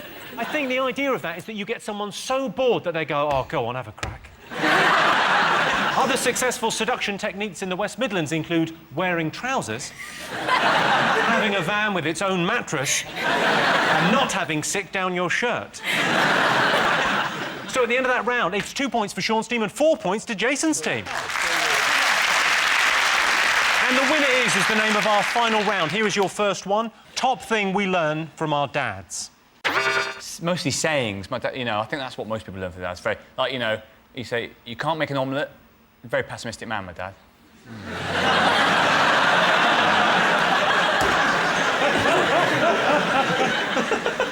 How to read. My dad taught me how to read by reading Benji the Squirrel. You can't read. Only show off. just. Only just. Benji the Squirrel. What, Benji go on, the Squirrel. Go on, prove it. What happens in the end? OK, well, he gets the nut. Is it not, no matter what time I get up, it'll always be afternoon? Like, no matter what time, you'll always be after your dad. It'll be like, afternoon, son. Yeah. Afternoon. Even at 6 o'clock in the morning. Yeah, it's like, it's half eight, Dad. Afternoon. I've only been to the shop, got the papers. I remember when I was about 12 or 13, friends are very important to you. And my dad had 4 kids, whatever. I remember thinking, you never see his friends, because he's just busy, he's working busy. I said to him, "Dad, where are all your friends?" He said, "Well, they're doing exactly the same as me." He said, "They're sitting down after a hard day's work, having a whiskey and answering stupid questions." Top thing we learned from our dads. I think it's quite an obvious one. Go on, have a... Is it DIY? Correct. The right answer. Yes, the top thing we learned from our dads is DIY. Every Sunday morning, you could hear my dad banging away in vain, trying to coax some life out of the old boiler. And then he'd give up, go upstairs and f*** my mum. Women's dream way to be proposed to. I think girls like to be proposed to in bed. In bed? After I just apologise and try and move on. No, I think almost during. During? Hello. Wow. Really? I haven't got time. Is it on Trisha? That's my dream way. That would Because then be. you can ask for a DNA test straight away. And you can ask for, like, a lie detector and all that. But if you're proposing to someone, a DNA test would be to find out whether they're the same species. Is it outside Yates's? and you're holding her hair as she's having a little bit of a sick. Again, there's some places in Manchester where if you did that, you'd be quite the David Niven. I didn't take any risks when I proposed. I put a note up the cat's arse. And when it went into the kitchen, I thought she'd go, "What's that in the cat's house?" Will you marry? It's a bit smudged here.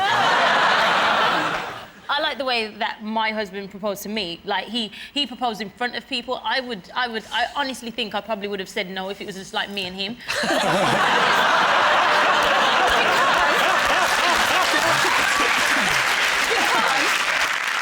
I'm going to actually try and answer the question. Yeah, I'm just go on. thinking like girly girls, probably like on bended knee at the top of the Eiffel Tower. I'll give you that for the Paris, because women's dream way to be proposed to is actually on a romantic holiday.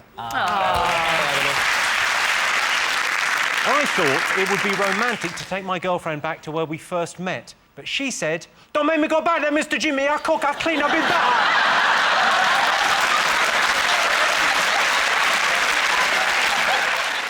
Gwyneth Paltrow's fanny candle. Tell me everything you know about this. She's made a candle that smells the same as her vagina. Yes. Thank God it wasn't just me that I thought I was the only one who heard about this. Gwyneth Paltrow also sells vagina eggs. That it's like resistance training for drug mules. You put like an egg up yourself, and then you like go around all day and go to your CEO job or whatever, and then you have really strong pelvic floor. And a lovely boiled egg when you get home.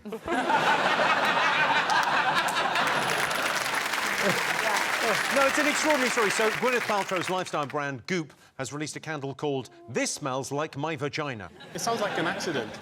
This smells like my vagina. But it sounds like...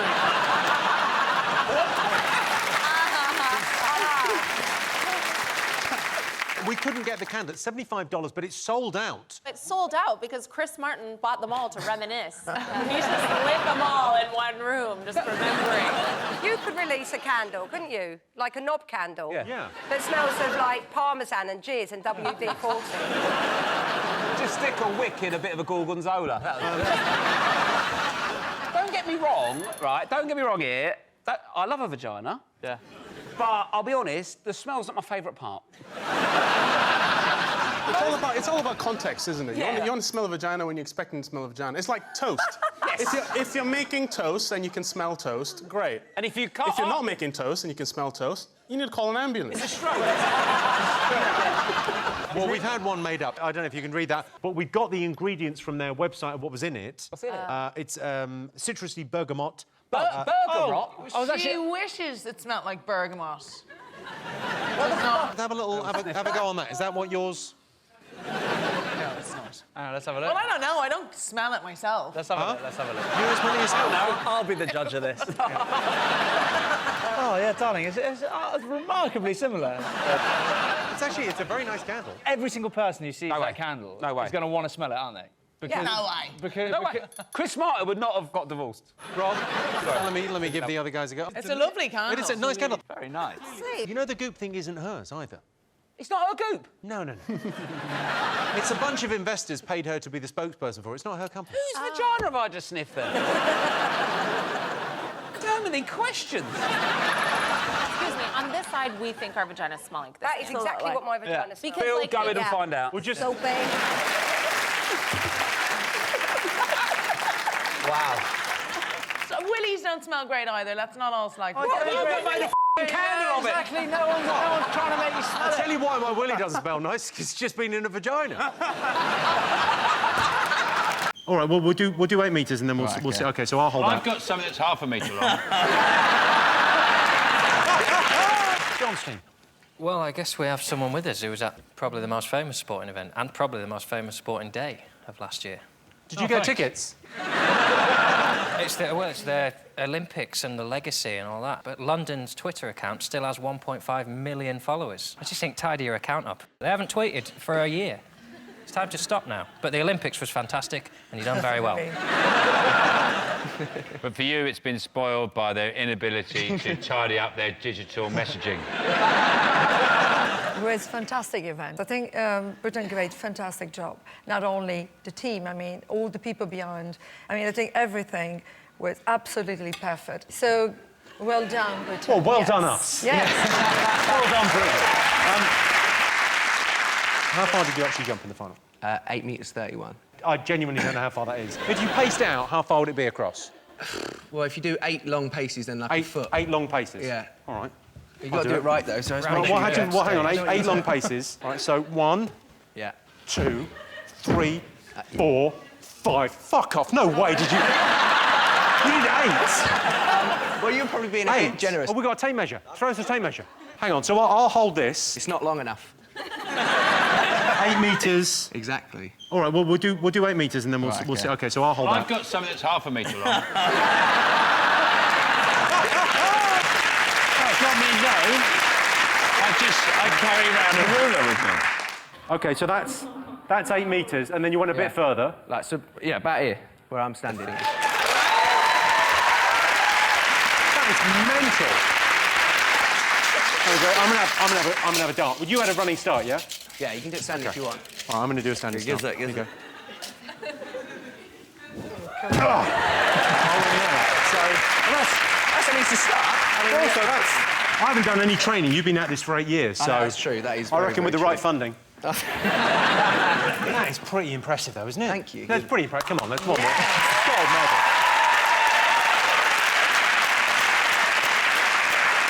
Was it amazing being part of Super Saturday? Yes, it was pretty special. I mean, it goes down as Mo, Jess, and that random ginger guy who turned up as well on the day. But your life will be different after tonight. Oh, really? Yeah. I don't know what Nancy's got planned for you. Sounds like the ginger kid's getting laid.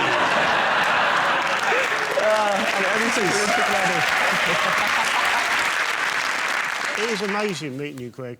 You know, but it does sort of remind me how shit my year was last year. Like, you won a gold medal and I had my bird table stolen. Completely different years. Is that on Super Saturday? Actually, I did have a good Saturday that Saturday because I had spaghetti bolognese for a tea, so... I'm with you, buddy. Both winners. Like, the way Mo did you think of doing anything? Like... I did kind of consider it, because obviously the Mobot is massive, but then I I hate just it, I would think it's rubbish. I'd be ripping it off and then people hate me. I know he's a really nice guy, everyone really likes him, but it's shit, isn't it? It is. You know the M from YMCA, why didn't he just do the M from... It was the M. But that's not the M. Yeah, that is the M from YMCA. What did you thought the M was that? Yeah, but he's from down under, isn't he? Yeah. OK, let's have a look and see if the Olympics are up there. Of course, the number one thing, the Olympics.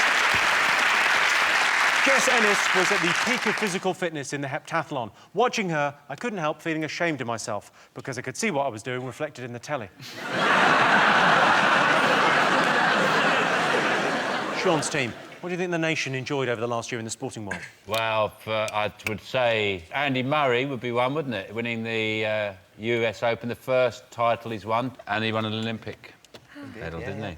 He's bloody good. Are you a big fan of Andy Murray? Yeah, I think he's done a good job for tennis and everything else. Relatively nice guy, so... Relatively nice guy, wow. All right, get a room, Jesus. He's a relatively nice guy. He's done a good job for tennis. Well, his problem is that to eradicate his personality, because when he started, like, you can see on court, he's clearly got a lot of passion and things, but when he started, he would mess about in interviews and do jokes, and he's got loads of abuse for it. So now he just deliberately tries to be as tedious as he can. His interviews now, after, like, the most incredible tennis game, go, yeah, it was quite awkward because I hit the ball, but he moved where I'd hit it. So I had to hit the ball to the other side, but he moved again, so I kept... Then I tried to go down the middle, but he was there as well. It was absolutely... He lost 2 toenails, but they didn't say which 2 it was, because it's only your big toe and your little toe that have names.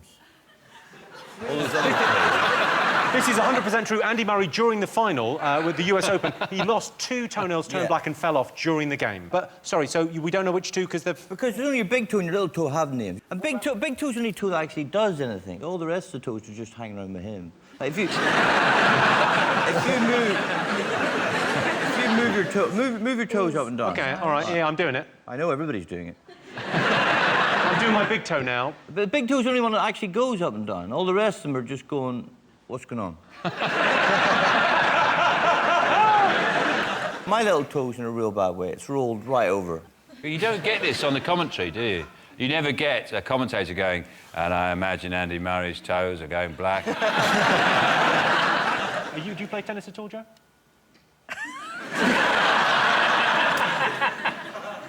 No. No. I'm a bit annoyed, though, because my application to be a ball boy got turned down again. I don't know why I bother. That wasn't No, 'cause you by could just- that wasn't by Wimbledon authorities. It was actually by the local police. You could just pick the balls up and just press them against your beard. Yeah. Carry them in your beard. That'd look a lot better.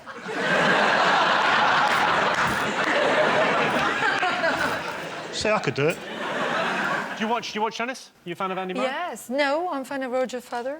I do like Andy Murray, but I have a crush on Roger. You've got a crush on Roger Federer? Yes. Well, if you would like, someone that looks a little bit like his special needs younger brother... Well, that's what I said. Look no of course. further, my friend. You look like Federer if he stood in front of that ball cannon. Just went... What are you saying? You look puffed up. Anna, you come second. Well. Not You do often. look- you do. You just said. Well, I can tell you, Andy Murray is not in our top 3, but I don't mean to take anything away from Andy Murray, but let's put this into perspective. Andy Murray has won 1 Grand Slam, which means he's won just 1 more Grand Slam than me.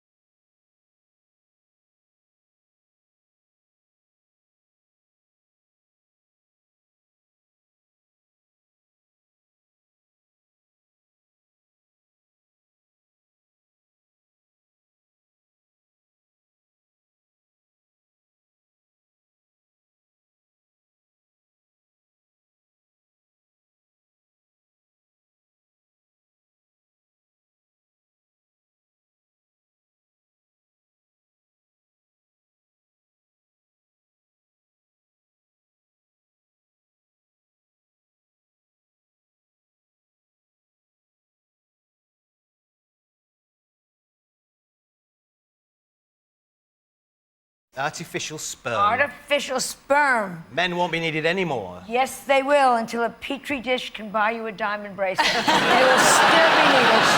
But artificial You sperm- romantic you. No, but it upset me terribly because I belong to Overeaters Anonymous, and sperm is 450 calories a swallow. So if they're going to find this new sperm, make it no-cal sperm. Sperm light. Sperm light. Sperm light. It makes such sense. Think about it. You know, you're dieting all day, and then you go,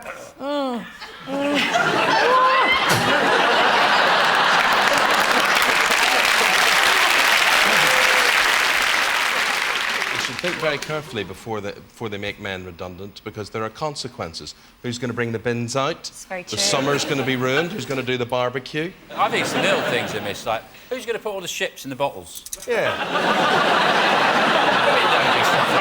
I reckon in 6 months they'll all be living in caves. They'll be tidy, though. Yeah. 50% of Brits think what is a good way to protect your home? Pebble dash it. Everyone thinks you're skint. Just have a few porcelain animals in there, a clock with Elvis on it or something like that. You just have shit in your house. I've got a clock with Elvis on it. What's wrong with that? Because it's usually a mirror as well, and I don't got like it when that too. you got the mirror. You obviously like Elvis. Well, you look a bit like him. It don't make sense because you're him and you're like a double. John, any thoughts on how to protect your home? just look weird. Okay, Joan. They'll cross the street to avoid your house. Come on in, little boy. Would you like a cookie? That'll do it. How would you protect your house, Vic? Well, I suppose it's a portcullis. It involves getting together with a group of people. Neighbourhood watch. Correct answer. Well done, Eamon Holmes. Yes, 50% of Brits think joining Neighbourhood Watch is a good way to protect your home. There's a thin line between Neighbourhood Watch and being a peeping Tom. I've reported several things to the police, like the shocking lack of foreplay at number 47. OK, next question. 13% of what say their job puts people off dating them? Is it paper boys? Paper boys. I don't think it'd stop Joan. Come in, little bit.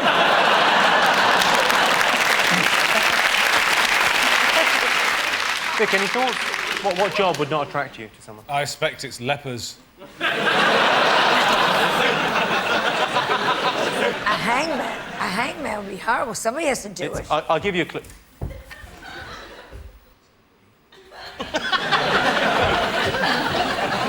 Is it an evil dentist?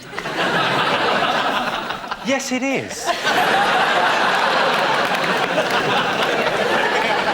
We want the points, Vic. I'm going to have to tell you what this is. 13% of teachers say their job puts people off dating them. I suppose it's hard to find the time to meet people when you don't finish work till 3:30 in the afternoon. 36% of Brits think that new age therapies are utter nonsense. Do you think that's true or false? I was very skeptical, and then I wasn't feeling well, and they said, try one of those organic coffee enemas. And it worked like $1 million. They threw me out of Starbucks. I can never go back. But I went to Hong Kong and I was really ill. And I went to a traditional herbalist Chinese shop. And I went in and trying to communicate. I did that stupid thing that we do and I went, me, sore, sore, shiver. I don't know why, shiver. You have anything for me? He went, night nurse. No. See, I recently got attuned in Reiki. Oh, that's channeling. It's kind of like a healing energy that you are the channel for. And it's really weird because I think it really works. Sorry, do you want to buy some magic beans? You can do Reiki as well, can't you? I used to be a hippie. I've moved on. What's that? But Jimmy does Reiki? You make her. Quite right. What did she look like that was doing the Reiki? What does she look like? Yeah, it was like this gorgeous girl doing Reiki over you. It was like, I think that makes a big difference with a man. If we were both Reiki instructors, who would make you guys feel better? Come on, shut your eyes. Come on, Holly. Shut your eyes so you won't know who does which first. Now, one of us is going on one side, one of us is going to get on the other side. Right, you're going to what, heal me?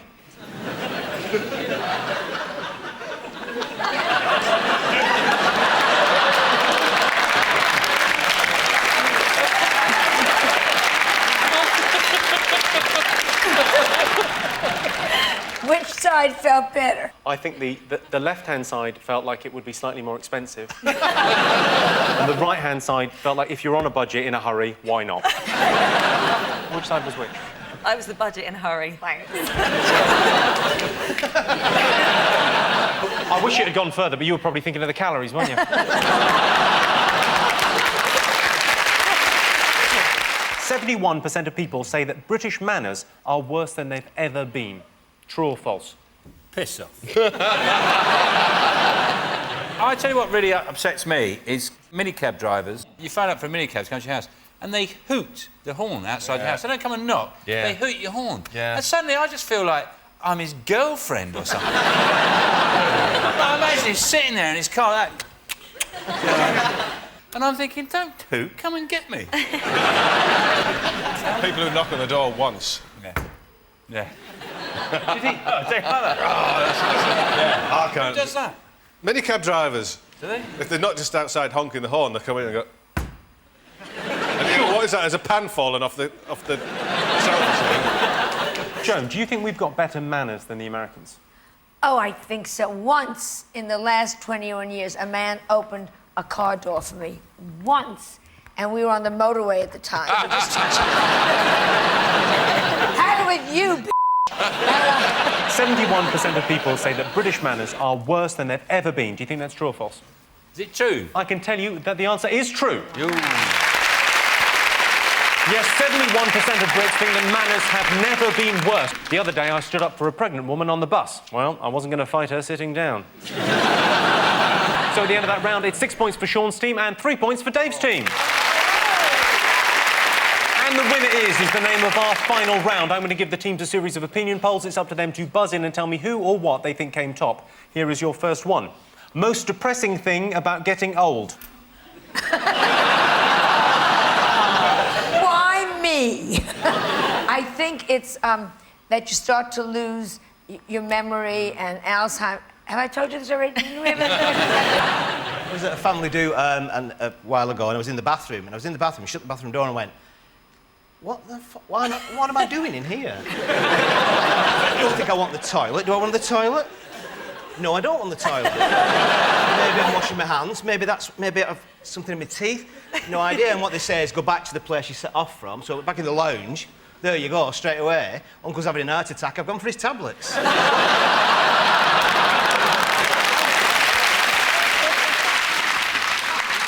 It's also very easy getting down, but it's very hard getting up. Right. Which is why Clinton never slept with a girl over 30, because she couldn't get out in time. You know? She'd be like, down there, here comes Hillary. I'm getting out.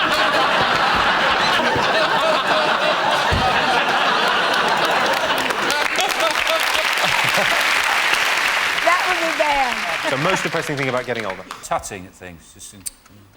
I tutted at a squirrel the other day.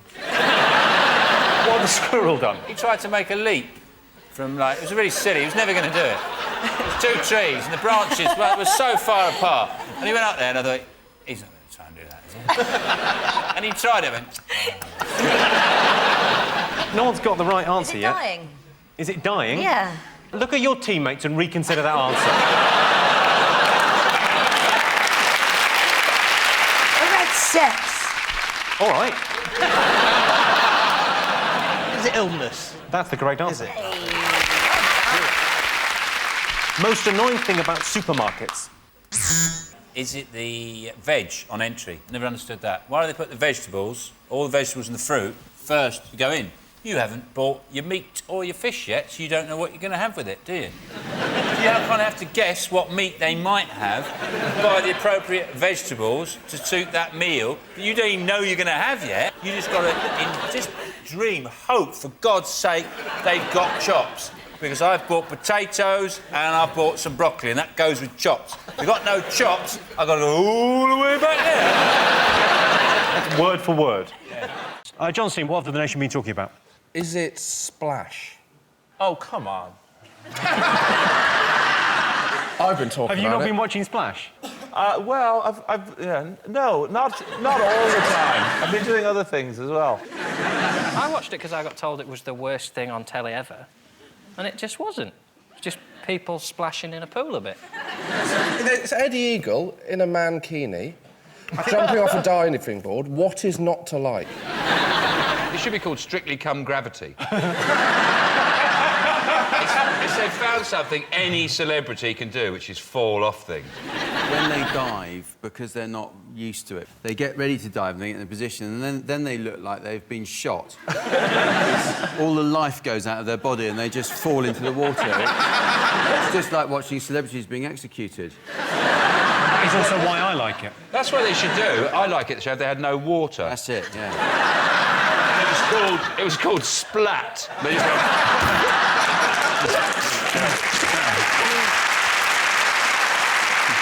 Rachel, would you appear on television in your swimming gear? For a fee, obviously. Well, and it doesn't have to be on television, but I will pay. They did ask actually about They Splash. asked? Yeah, but I wouldn't fancy it. It is just get your tits out for the lads, isn't it? The whole show is just a ruse. That's a great show. That's a great show. It's actually get your tits out for the whole family. My mother said to me, aren't you bothered about going on telly in a bathing costume? Yeah, it's bad enough being clothed. And I went, listen, Mum, they could cover me in a barrel of shit. I'm not bothered. It's the dive that's worrying me. I don't care what they stick me in. You know, technically, this isn't a therapy session. That's the only reason I'm here. We can't... They told me you were good. We Why can't are we help spending you. all this money when we could just film conversations between you and your mum? Prime time entertainment, seeing someone turn to their mum and go, they could cover me in a barrel of shit. You realise someone at Channel 5 is thinking, definitely, barrel of shit, celeb. I think it's a good show. It's a good show, and it's taken a lot of criticism. I can't wait to see the celebrity version. That's what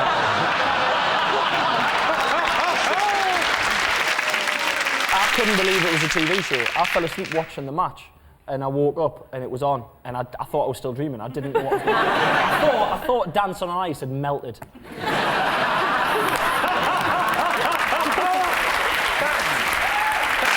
Johnson, what do you think the nation should be talking about this week? Ooh, Oscars? Yes, the Oscars. Were you excited by them? Not particularly, no. Daniel Day-Lewis, though, I mean, you can't doubt the guy. What an actor. I mean, he's, you know, he's proper thing, isn't he? Well, he should have got assassinated. If he's really method, he should have got himself shot. I don't see why method actors are praised. People say, oh, that's the best way of acting, but because he trained to be a butcher when he was playing a butcher. But that's the opposite of acting. That's just becoming a butcher. I've been doing method for 10 years now. I'm actually quite a bubbly chap. But I can reveal now that I'm playing Jack in his upcoming biopic. Spent the last 10 years getting into role, and I think I'm ready. Do you think? It's annoying because I auditioned for that.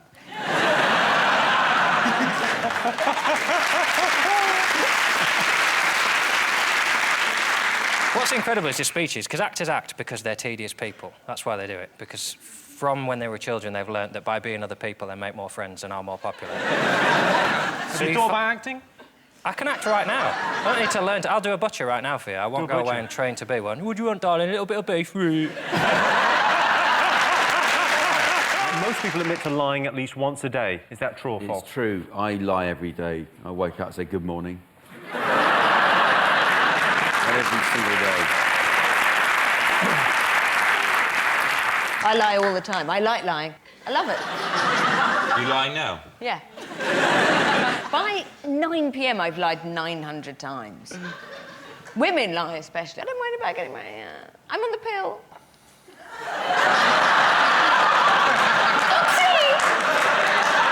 Did you lie about that? 3 times.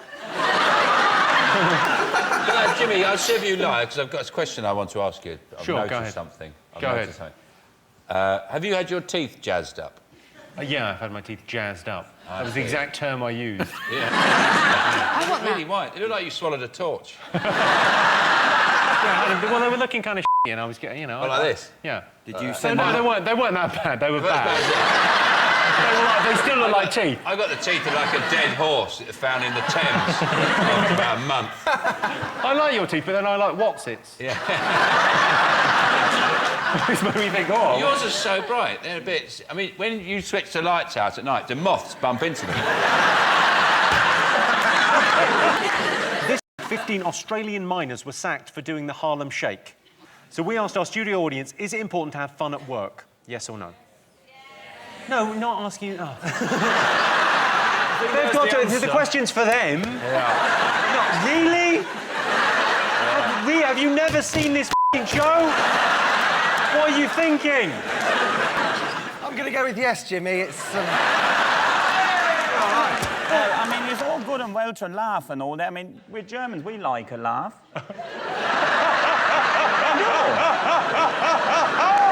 We do. It's just we laugh once the work is done.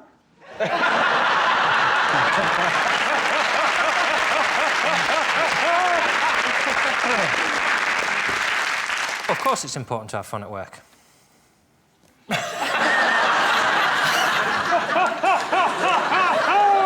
I mean, I'm not a dick. I'm not an At the first few Harlem Shuffles, I was like, this is funny. You know, like there was Wacky Tacky Tie Day, then that had its day, and now it's Harlem Shuffle Day. I just worry about the trend this is going in. It's going to be like, oh, we call it Gangbang Thursdays. I mean, I can see why John and Henning don't like it, because obviously you are to fun what grit is to snow. I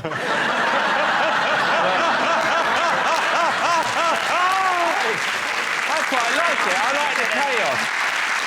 And the winner is the name of our final round. Here is your question. Best way to relax after a hard day's work? Nancy, how do you relax of an evening after a hard day's work? Well, I will have a hot bath with a drink, and then have a very deep tissue massage.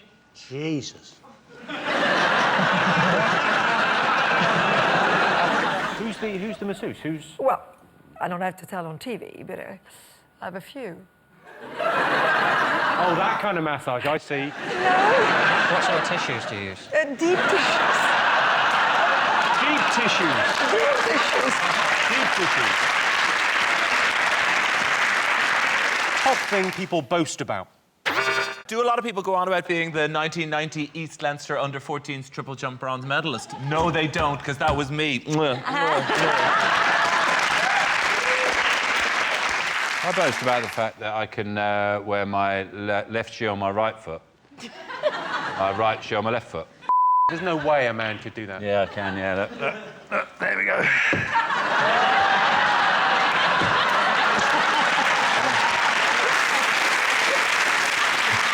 It's a nice feeling. You just feel that like, you know, you can do anything you want. You can go any direction you want. You're not bound by the usual rules. Try it with your shoes. It'll work well. I've done it. Anyone can do it. You've got to walk around in them a bit. Have a little walk. Just see if it looks walk around normal. in them.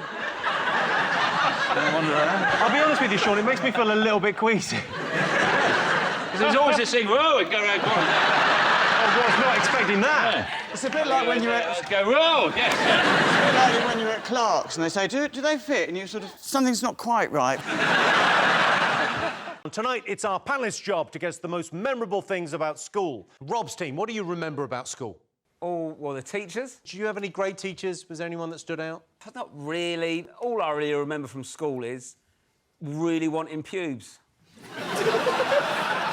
I was 13, is in PE, that was all pubed up. I was like, I've never wanted pubes more. Oh. Now I've got them, don't know what to do with them all. You've got pubes yet? One. One really long one. Yeah, last week I ran downstairs. Mum, look, it's happening! What were your teachers, Paisley? Some of them were all right, I guess, but a few of them didn't like me. One in particular, because I did used to spend quite a lot of time on the phone. And then this teacher caught me on my phone and I was put in inclusion for the rest of the week. So basically they lock you up in a room at the top of the English block with like a supply teacher or like a what are they called? Pedo. People that help. People that help you. Teaching assistant. Honestly, I had to eat my lunch up there and everything. It was really sad. I feel sad for teachers now because they're not allowed to discipline anyone. If I was a teacher now, I'd be fired day one. And any type of abuse that happens to your child at the hands of another child, they'll never tell you which child it was because they don't want vigilantism. But I know it was Marianne. And I just start flirting with their dads to break up their family. You want to go straight to the child. You just want to be like, hey, Hannah, are you going to be nice today? How'd you like to spend every other weekend on the M25? You're about to have 2 Christmases, bitch. I don't care. I used to love it when you see a teacher outside of school. Oh. Like, what a thrill. You know, when you see them, like, in the Morrisons in a fleece and they look all bedraggled. They look like, you know, when they pulled Saddam Hussein out of the ground. They always moan as well, that, oh, there's so much marking. Oh, there's so much marking. How hard can that be? They know the answers. We both went to school in South East London, didn't we, right? And you don't learn anything apart from how to know when a fight's going to happen. They never taught us anything that we'd use. They taught us stuff like Spanish and music. Everyone I went to school was a gas fitter. Not one flamenco guitarist. None of us had to do our tax returns. We all know our own Hannah G. Sharp. I imagine... exam results. Exam results. Are exams getting easier for these young people? This is an issue. In geography tests now, you're allowed to take in a sat-nav. They need to modernise stuff, that's a problem. Like, look at maths. So I do maths, it's always like, Sally's got 3 apples in a basket and all that. You know, they need to make it so it speaks to kids, you know what I mean? So it's like, Jono's got £10 worth of credit left. He needs to download 15 ringtones at 80p each, but he needs to save 40p to one belly's bitch. You know what I mean? Our maths book at school was Scottish maths and practice. They never seemed very Scottish. There was no, if I stab 2 gadgets, I say, how long will it take the to bleed to death? Jimmy, can I say we've got a teenager with us tonight? Well, I'm moisturising. No. Oh. Have you just done your exams? I did, and I failed tragically, I think. So have you just done them and now you're waiting for the results? Yeah, I am. It's sort of like being in sort of a horrible purgatorial state. It's like Guantanamo Bay, I imagine. It really is. Do you think if you fail, you'll be like working in Asda? Just something like that? I think I would be in Summerfield, Really? which is my favourite of the chains, actually. Well, have you been to Lidl? Lidl is a bargain. Never been to Lidl, never actually even heard of Lidl. It's Eastern European. Is it? Yeah. Oh. Nobody knows quite who runs it or where they get the stuff from. But it's cheap. So what do you think you're going to get? Judging by last year, I got a U in politics. That means unmarkable. Probably, Unmarkable? Literally Wow. unmarkable. Did you do it in crayon? When I was at school, all the boys used to go and snog and grope Julie Miller in the art closet. And, you know, they don't make teachers like Mrs. Miller anymore. They had strange qualifications in my day. They had this one called a CSE, which basically meant it's like having a sticker saying, I've done some maths. Well, I would say, Jimmy, British teenagers do very well in pregnancy tests. You would know a lot about that, David, wouldn't you? There is this... Oh, you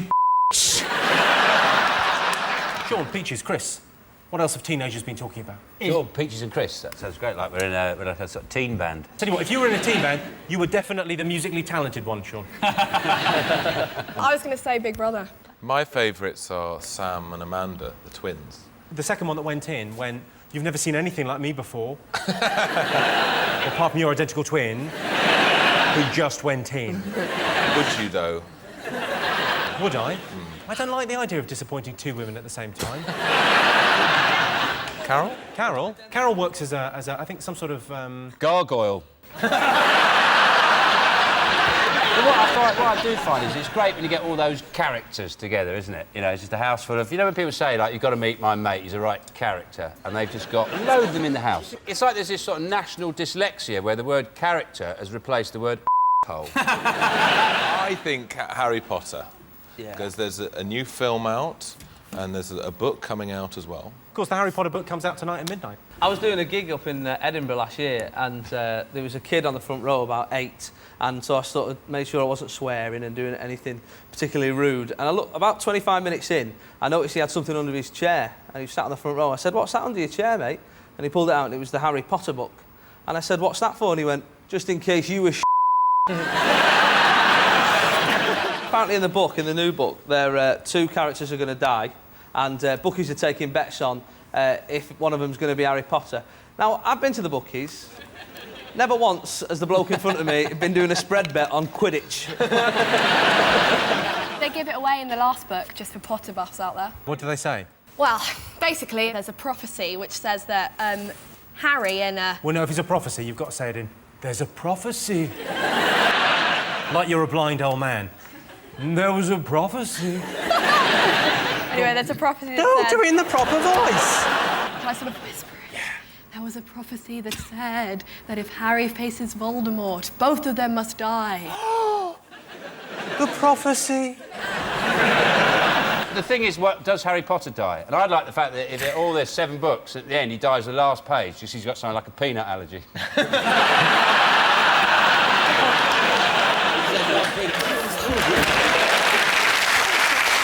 Is it the potential getting back together of William and Kate? It's sort of the royal family's attempt to get their popularity back amongst young people. So I think if the royal family actually wanted to get any popularity back, they should behave like a proper monarch again. The Queen, you know, leading us into battle.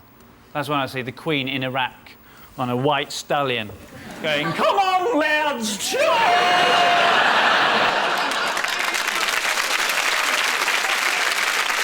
Wasn't there something about Kate's mother using the word... She was running Buckingham Palace and she used the word toilet instead of lavatory when she said she was going for a dump. And they kind of thought, you're not posh enough. And she said to the Queen, don't go in there for a bit. Apparently Woolworths are designing a Will and Kate pick and mix set. I thought that pick and mix reminds me of the royal family in that you never realise how expensive it is until you see it and you go, "F***ing hell, I'm putting Prince Philip back, you can f*** off." This is the mug that the Woolies have designed. They've got all the stuff ready in case they get engaged. He looks like he's wearing lipstick. You're wearing eyeliner, you big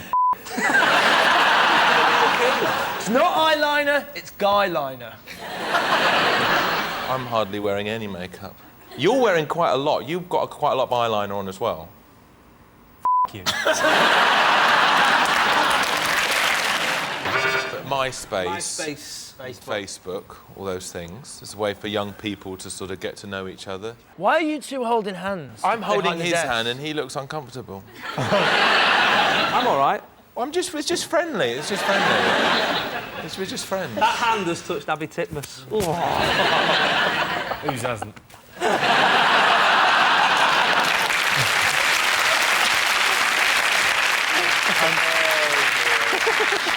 But that's the nice thing about MySpace, is that people ask to be your friends and then you can either accept or deny them. It's that brutal. You just deny them. It's fantastic if you could do that in real life. If people just came up to you at a party, having quite a nice conversation with somebody else, just tried to strike up a conversation with you, deny!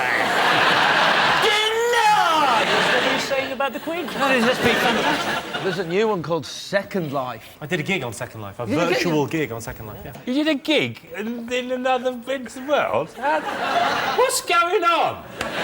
All right, Grandad, don't cry. Why did you do that? You're not funny in real life, a computer. I thought it might help. Computer Jimmy Carr? Even shitter than the real thing. Because at least people laugh at your ugly face. You take that away. Don't go, you hate him.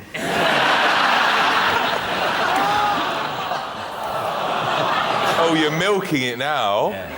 It's friendly banter.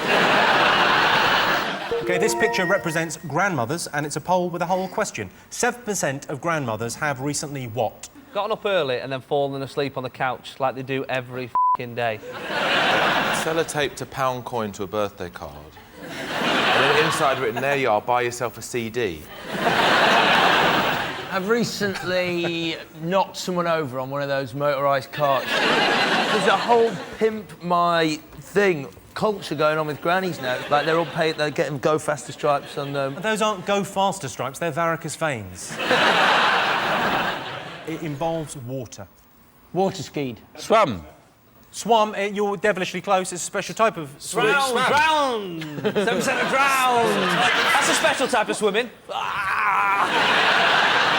A type of swimming. A type of swimming. But the what a swimming move. Do you mean a stroke? Had a float. Had a float. Can you please stop getting...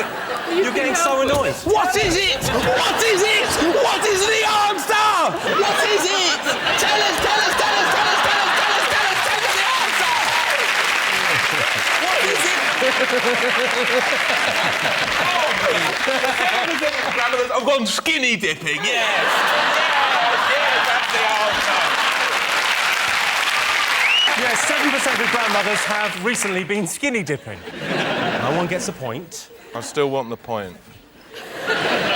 I don't know if you noticed, but David Williams just cheated.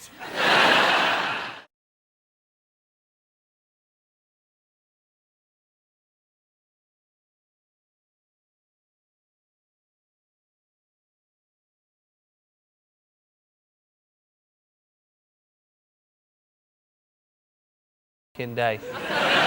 Sellotaped a pound coin to a birthday card. And then inside written, there you are, buy yourself a CD. I've recently knocked someone over on one of those motorised carts. There's a whole pimp my thing culture going on with grannies now. Like, they're all paid, they're getting go faster stripes on them. Those aren't go faster stripes, they're varicose veins. It involves water. Water skied. Swum. Swum, you're devilishly close. It's a special type of swimming. Drown! 7% of drown! That's a special type of swimming. A type of swimming. A type of swimming. But the what a swimming move. Do you mean a stroke? Had a float. Had a float. Can you please stop getting... You're getting so annoyed. What is it? What is it? What is the answer? What is it? Tell us, tell us, tell us, tell us, tell us, tell us, tell us, tell us the answer! What is it? I've gone skinny dipping, yes. Yes, that's the answer. Yes, 7% of grandmothers have recently been skinny dipping. No one gets a point. I still want the point. I don't know if you noticed, but David Williams just cheated. What are you talking about? That's the name of our first round. We've teamed up with a leading polling organisation and they've asked the British nation what stories they've been discussing this week. It's our panellists' job to guess the British public's top 5 most popular talking points. Jason's team, you're to guess first. What do you think people might have been talking about this week? It's the untimely death of Molly Sugden. Who saw that coming? Who else is that? Jimmy. Is it... Jimmy. He had his chance. It's been hot. Really hot. Apart from in where I live, where it's not been. I'm from Manchester, it's been hot. Where have you been? Yeah, but you're in, like, cold places a lot of the time. Everything's hot to you. You know what I mean? You're like, oh, that was a cold spot. You're like, no, it doesn't. You just live in Manchester. Oh, I'm getting something here. Any thoughts on the weather, Reg? Yeah, it's hot. Probably ain't gonna be hot all that long. And if it stays as hot as it is, you're gonna have Spanish people coming over here to have sex. So... Wasn't there some government new system, an alert system? There is now an official alert, yeah. What a load of old rubbish, sorry. As opposed to what you do.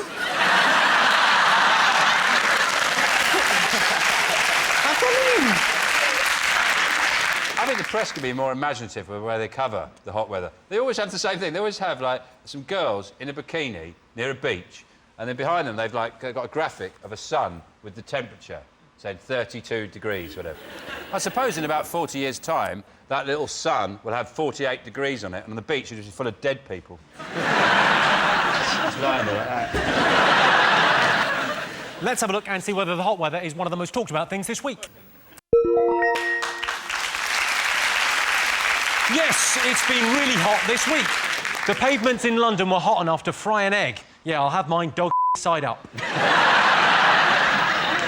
Sean, what else have the nation been talking about this week? The Queen wants more money. She said that she wants an increase in the civil list because she hasn't got enough money. And they've said no, they're not going to give her any more money. What's the point in having a queen if she got to ask somebody else for money? Surely, if you're the queen, you go and you get the money yourself. Like, look at this treasure chest of gold in the castle. I ain't got to ask nobody for nothing. It's no good asking me, I don't understand it. She's on the money. All she's got to do is take a picture of herself and write £20 on it. It's done. That's money. Have you been following the tennis? I watched it the other day. I enjoyed it when they had the match on late at night with the roof. I think there's something wrong with putting a roof on Wimbledon. It's you're tampering with the very fabric and a sort of national institution that it rains at Wimbledon. It's like putting doors on Stonehenge or something like that. It's wrong. I'd like it if, as the roof closed, the ground opened up. And all the crowd fell in. I like the grunting, though. That's where they earn their money, don't they? The grunting, which they're trying to ban. How can you ban grunting? Shoot them. I'm a blind bloke who normally hunts pigs, like that, sitting there, and he hears a... To be honest with you, I think that's a ratings winner. It is weird when you listen... Like, I was watching a match the other day, and I had it on Sky Plus, so I was watching it about 1 o'clock in the morning. My wife was upstairs, and she could hear grunting coming from the telly. It's like, what are you watching? I was like, just the ladies playing tennis, that's all. Like, you know what I mean? Why is there a bass guitar making some music? I don't know. Was the lady playing tennis going, oh, yeah, big boy. Oh,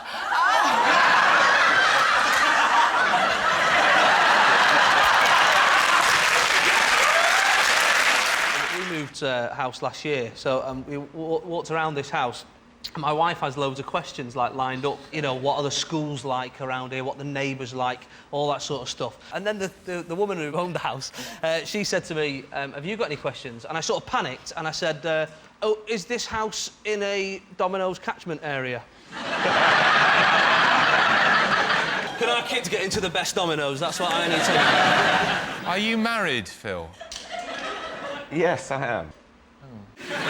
Do you remember in Heat magazine when you did an interview and the question was, have you ever been chatted up by another celeb? Yes, and do you know what your answer was? Yes, very well. What was it? You. When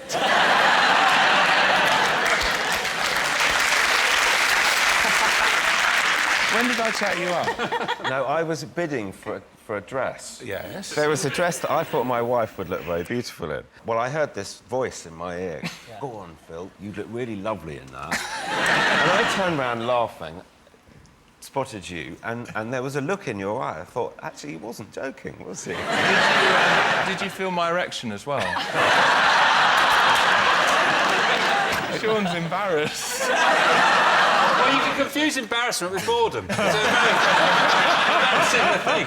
Most Brits think there's no point trying to speak a foreign language while on holiday. Is that true or false? I agree. I think the majority of our population will probably agree with that. So have you ever learned a language to go away anywhere? I've tried to say a few little words. So you know the French and the Spanish for is anybody there?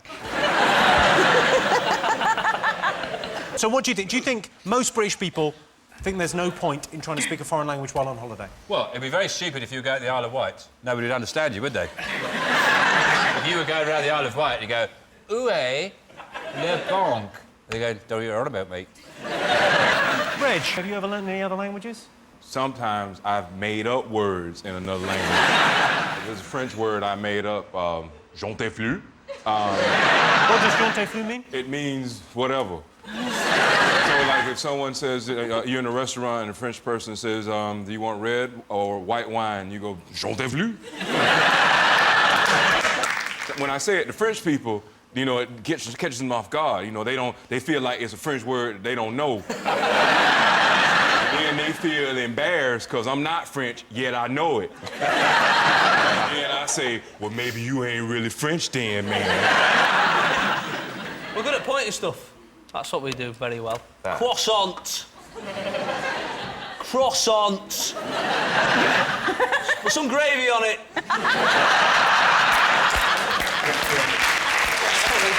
We're good at that. We've been on holiday together, haven't we, David? Oh, yeah. I've got a photo. Do you remember this?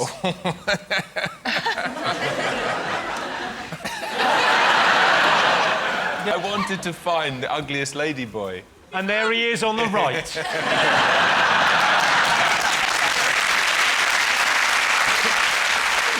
I went with my friend Robin. Yeah, I remember Robin, who is gay. My friend Robin is gay. I've got a gay friend. What of it?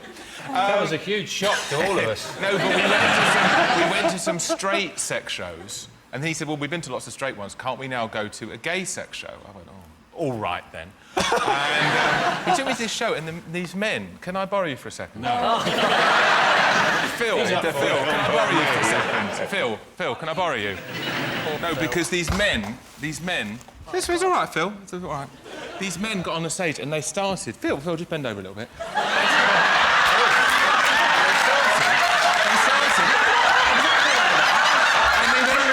And they went round to people's laps. Go, lean over, Phil. And they started bombing. Lean over, Phil. They started bombing people. I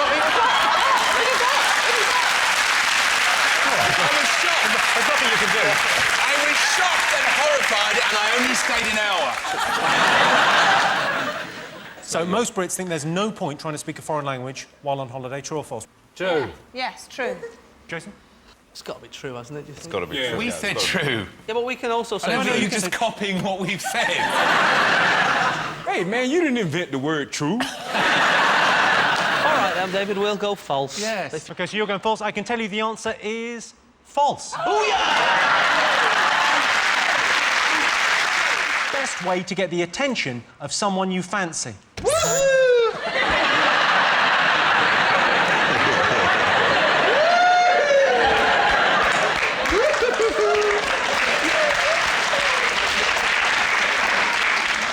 Is that the answer? Is that it? No. Well, it's got to be Michael Jackson's funeral, hasn't it? What, sorry? Is he dead? Did you watch it? Oh, I caught the last half hour. Thought it was quite nice. I mean, everyone's been slagging it off, saying it was a bit, you know, a bit cheesy and that, but if you could have Stevie Wonder singing at your funeral, you'd have him, wouldn't you? I mean, you'd rather it was your 40th, but, you know, you'd have him, wouldn't you? The weirdest thing was all the fans. There was, like, millions of fans dressed up like Michael Jackson. Now, can you imagine being at your nana's funeral, right? You're just coming out and everyone's dressed like her. You're like... The thing that I love is how people forget about the bad stuff with the kids. Oh, yeah! Forgot about that. He was nice, though. He did really good music. It's like, when anyone dies, that's always what happens. Like, this man murdered 20 prostitutes. Ah, but he was good at macrame. So, I'll be honest with you, I think when glitter goes, people will remember the bad stuff. Kelly, did you watch it? I thought the whole thing was a bit much, to be honest. I mean, all of his brothers wearing the glove. Do you notice the detail of that? Because they clearly bought 5... I know! Someone told me this. I thought it was so funny. Instead of buying each one of them a right or a left-handed glove, they bought, like, 6 pairs and split them between 12. So some of them had them on the left hand and some of them had them on their right. The weirdest thing I read is that they're going to put him in a concrete tomb so crazed fans can't dig him up. who is doing that? Seriously. Who is that much of a fan? Like, hey, love, I know we missed out on tickets for the memorial service. Come in the lounge. No, but won't his face not decompose because it's plastic? I don't think it will. I think it'll stay pretty much as is. Yeah, he's like a bag of nappies. 500-600 years. But I mean, the weird thing about it is it's not really the funeral, is it? It's like a sort of pre-funeral. It's like he's engaged to be dead. In a way, he said, well, we're dead, we're preparing for his deadness, but his deadness hasn't happened yet. We haven't got the full deadness. Because his funeral's going to go on for ages. People are going to be making jokes about his funeral for about 2 or 3 months. It's like the death that just keeps on giving. Reg, did you watch it? I came in about halfway through, and first half hour, I thought it was about like some kind of music competition. And, were you voting at home? Yeah, Going, when to... Wow, it's a concert, man. I started watching it, and then they flashed on the coffin, and I was like, oh, Michael Jackson dead. But did you expect Simon Cowell to press a button and go, But there's also a thing about his saying he'd be singing in heaven with the angels. And I was thinking, if he gets into heaven, we're all going. Oh, me.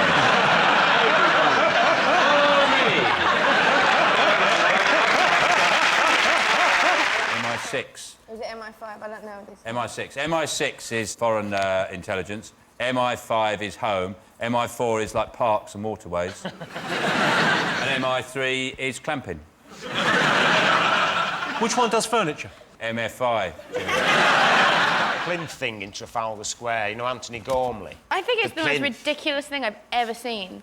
I like the idea of the plinth. I think it's a good idea. Yeah, I'd love to go do on it. the plinth. I'd love. Well, like, you have to apply. What would you do for an hour? What I would do is, it's a plinth. I'd paint myself gold and take a snooker cue so I'd look like a trophy, like that. You could dress as a pigeon and on people's head from it, couldn't you? Catch a pigeon and on its head. Vengeance. How much do you want to bet that someone's going to get married on it? Hey? Some cliche where some people will get married on it. Oh, yeah, the old cliche, you know, the plinth in Trafalgar Square, where people get married how many times? Are they going to roll out that one? Jesus, Kelly. Sperm? Sperm? Yeah. What have they been saying about sperm? That they can genetically make sperm in a test tube now. I don't see the point in it, really, because we were saying that before, there's not exactly a lack of it out there. Well, maybe in your world, young lady.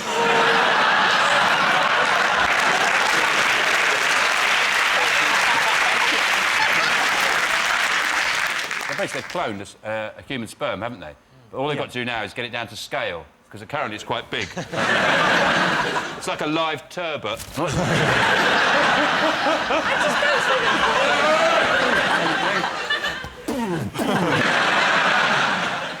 They also reckon that a lot of scientists don't believe they've done it, and they want an expert to check it. Someone like Jordan, just to go...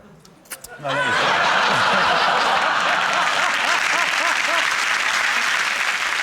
I can tell you it's not one of the most talked about things this week, but this is the story that scientists have created sperm in a laboratory for the first time. You'll find the results of their experiment spread across the pages of New Scientist magazine. Is that a man holding a Bible? Yes. OK, you've chosen the vicar. In a survey to find Britain's happiest profession, the clergy came second. What came top? Beer tasters. A beer taster in Britain would have to be one of the happiest people in the world, I would think. Y'all drink the way Americans eat. And just, you got to go a long way to be an alcoholic in this country. Yeah, you really have to. You really have to perform. And there are towns where you can't be an alcoholic, places like Newcastle, where it's just not feasible. No. I've never seen women drink as much as they do in Newcastle. Man, on weekends, sometimes they dress up like hookers, too. It's great. Kelly, if you had a real job, this is just a scenario, it's not going to happen, real no one's going to make you do a real job, what would you like to do? Oh, is this a real job to you? Yes, it is. Bringing joy to the nation. Jimmy,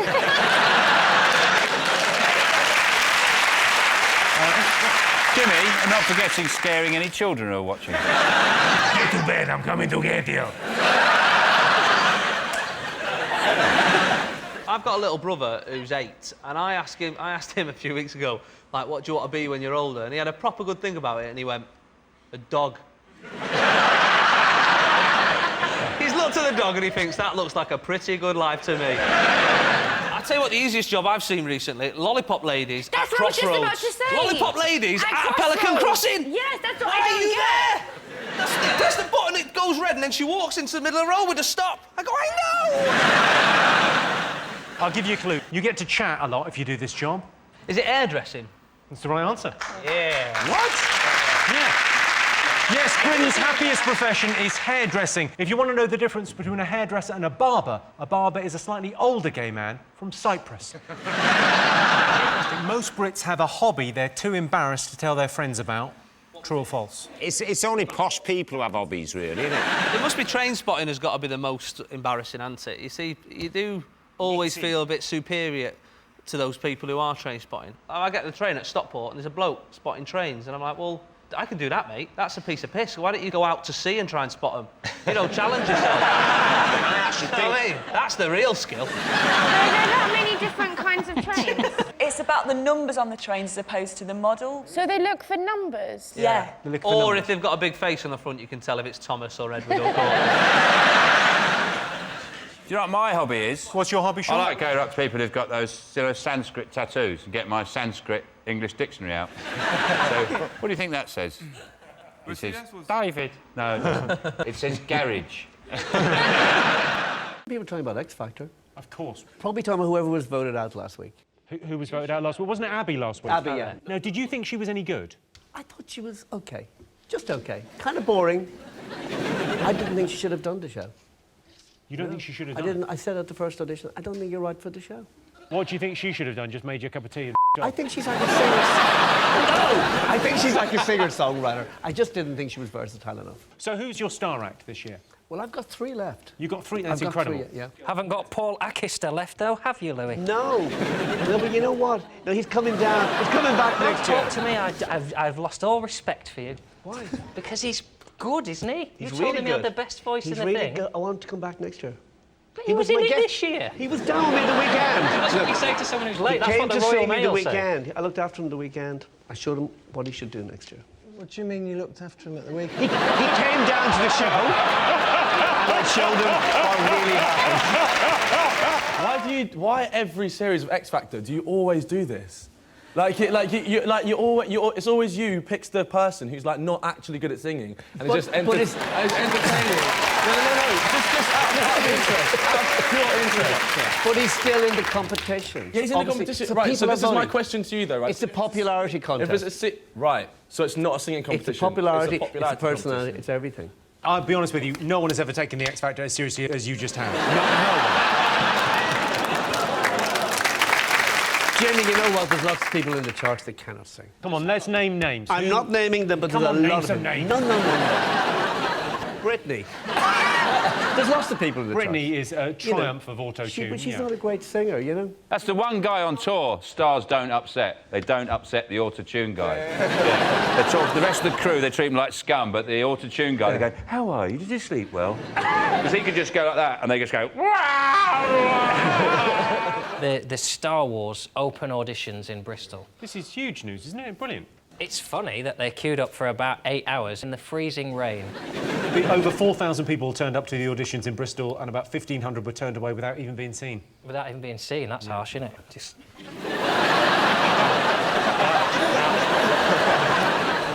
Louis, you do these open auditions. How quickly do you know? Like, when you're auditioning people, how quickly do you know, well, they're clearly not going to get it? How long do you give them?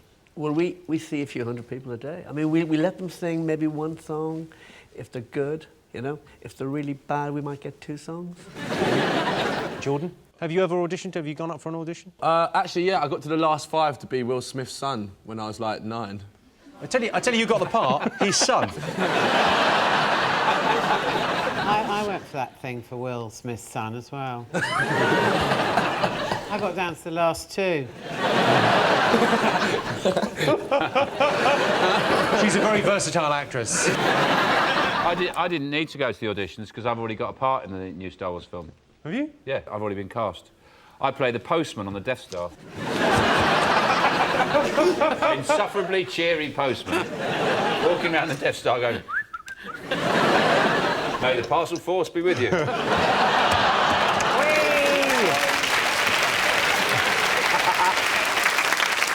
always think the thing about Darth Vader, I've never understood about Darth Vader, is why hasn't he got rickets? Tell me more. That costume on all the time, his skin would never ever see any sunlight. So really, he should have rickets. He should, instead of walking around like this, magisterially like this, he should walk around like this.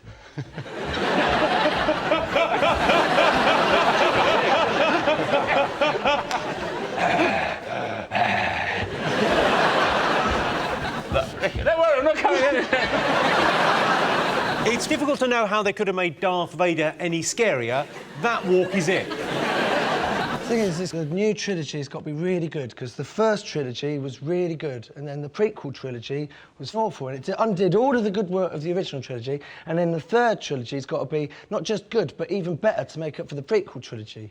And it's a bit like going out on a date, and it's great, and you know, you go to Pizza Express and up the London Eye, and that's brilliant. And on the second date, you know, you've been waited in the rain for 2.5 hours, right? And she shows up with a friend for protection, right? And at the end of the night, you're both crying and there's in the bed, right? And so on the third date, you know, you're gonna need scented candles, right? And fucking foot rubs, Carol, right? Because you will not walk all over me. You will not do that again.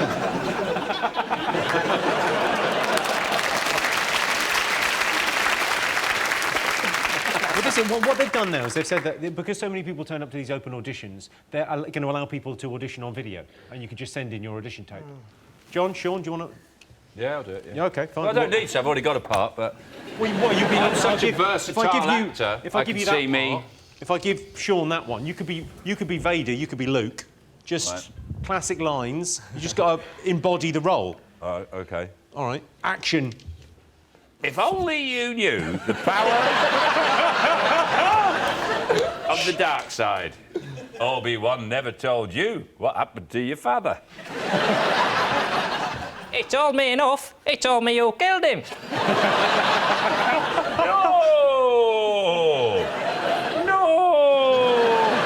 The second no's not in the script, but I'm... I'm your father! Chuffing hell, that's never it. That is in the script. No, that's not true. That's impossible. Say it's your feelings. You know it to be true. No. Scene. What do you think? The government have launched a scheme for new mothers where if they breastfeed for 6 months, they get given some shopping vouchers. Is that brilliant scheme? That's in the news, isn't it? Yeah. But how do we check? How do we know what they're doing? How do we check? Yeah. Well, I'm happy to help. Well, you know what I mean. Finally, my boob inspector T-shirt will have a purpose. Now, how could they check, Joe? What would they... Well, they can't, can they? That's why it's ridiculous.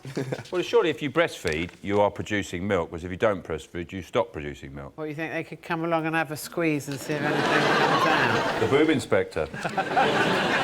You're welcome, ladies. You could have, like, a special screen so they don't have to see him, and they just put their nipple through the screen. Jimmy stands on the other side. I would suggest Sean's idea for a glory hole for boobs is a fine one. I'd like to put that forward. Would it be at a service station, Sean? Where would it be? Presumably a service station. I'm very comfortable with this arrangement. I'm fine with that. Yeah. I actually got told off in a restaurant for breastfeeding. Wasn't actually my child, but I just felt like it. You know. When the mood takes you, Yeah, why not? Because I didn't understand about breastfeeding, because I've never been called upon to do it. It's incredible, isn't it? I found out this week that if the baby cries, the woman naturally lactates, which has taught me I'm not mature enough to have a child. Because if I knew that information, I would definitely wait until my wife had just had a shower and got dressed and then go... Seeing as I'm the only one qualified, I feel, on this panel to speak about the vicissitudes of breastfeeding. Now, I just want to tell you a little story. A friend of mine who was a midwife went round to visit a woman who's breastfeeding her 5-year-old.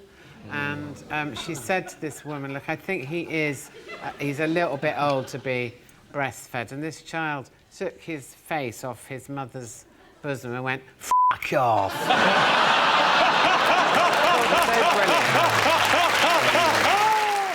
What's the name of the phone company? Huawei.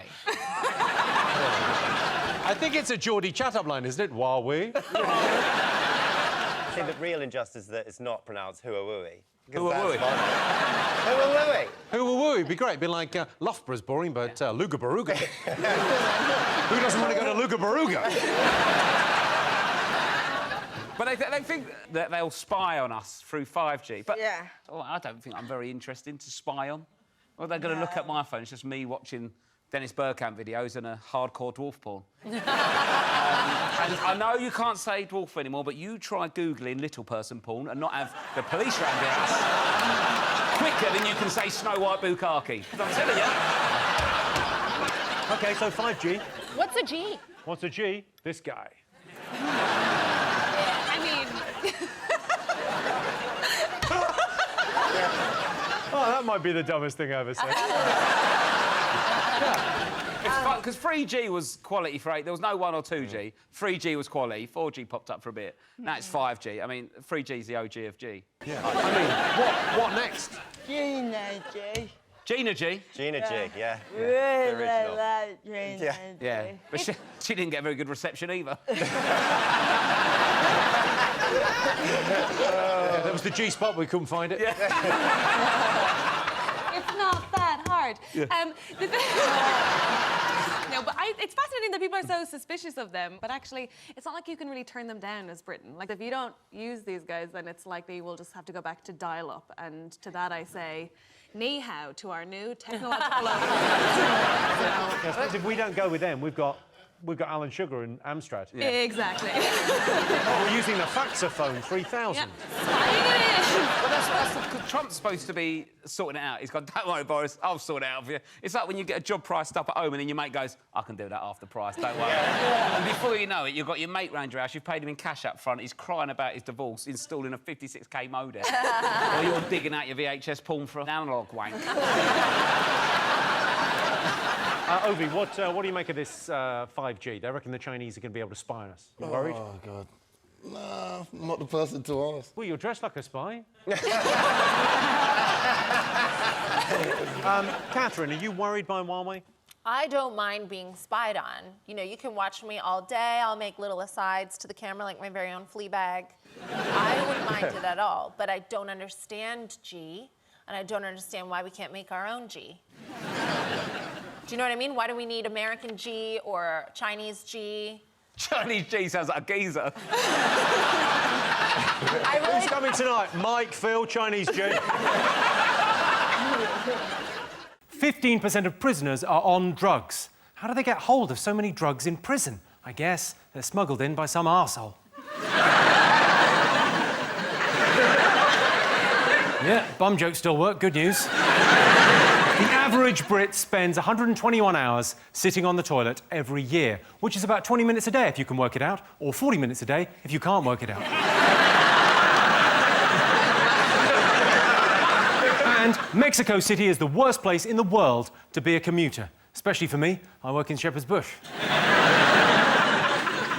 Right, well, I can't put it off any longer. Let's get started.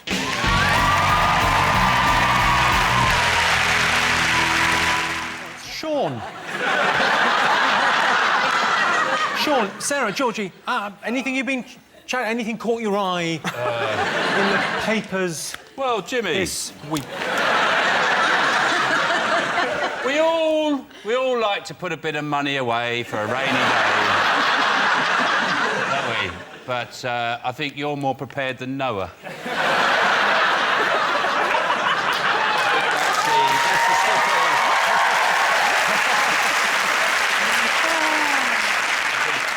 I think you've grabbed a few headlines this week. In fact, when I heard that you were on the front page of the paper, to be honest, I was expecting a lot worse. I was expecting to see, like, one of those white police tents in the background and a copper holding your laptop in a see-through carrier bag. So I was quite relieved when I found out what it was really for. On the plus side, at least you've been in a top 5 list of something.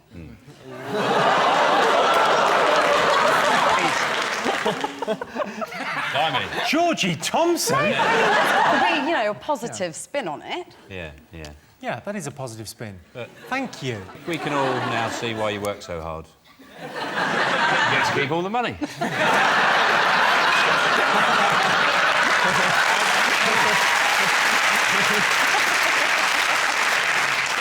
But you've apologised, haven't you? You've apologised today. I have apologised, Sean, and in my defence... No, I got nothing.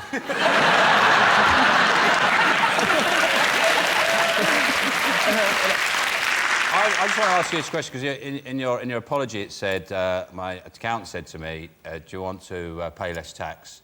And it's totally legal. Can you answer, when you were having that conversation, were you on a telephone and was there thick plastic glass between the two of you? Did he have like a sort of boiler suit type uniform? And a very sort of brutal haircut? Because the best accountants, that's where they are, in jail. It was... Your money was in Jersey. Did you just go, like, on a holiday once and think, this is lovely? Probably just going to leave some stuff here. You know, like at my boyfriend's, I've got a hairbrush. You know, that sort of thing. Yeah. No, I don't think that's the case, is it? No. I can neither confirm nor deny. You know what, though? You know what? OK, now, this is me getting political. Shit. Now, well, sort of. There's no S in it. I mean, for what Tony... No, it's not Tony Blair now. It's our Prime Minister. You know what? You are near enough. No, it's Nick Clegg, and what's his name? What's his name? He's so nondescript. Wanker. Let's call him Wanker. Okay, there you go. Now, for him to say it's immoral, I mean, I think that's a bit wrong from him, isn't it, really? I mean, you know, talking about moral... I know. What have I ever said about David Cameron? Exactly. And the fact is... Literally hundreds of things every week. Absolutely fair enough. If they hadn't made that law, you know, they made it for them originally, you see, so it's all right for them. It's just not all right for the common man. Do you know what I mean? I don't think anyone is thinking of me as the common man. And also, and then they're saying about, you know, you're going to take Gary's OB or MBE away, you know what I mean? I mean, at least he gives us pleasure with his song, You Make Us Laugh. What do they do when they rape us for our fucking tax? Nothing. They make us cry. Do you know what I mean?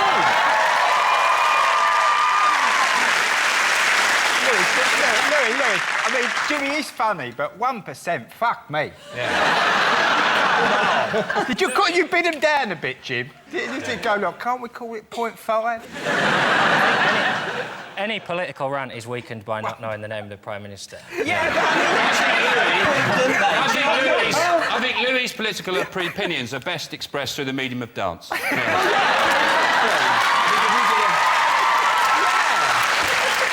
yeah, so...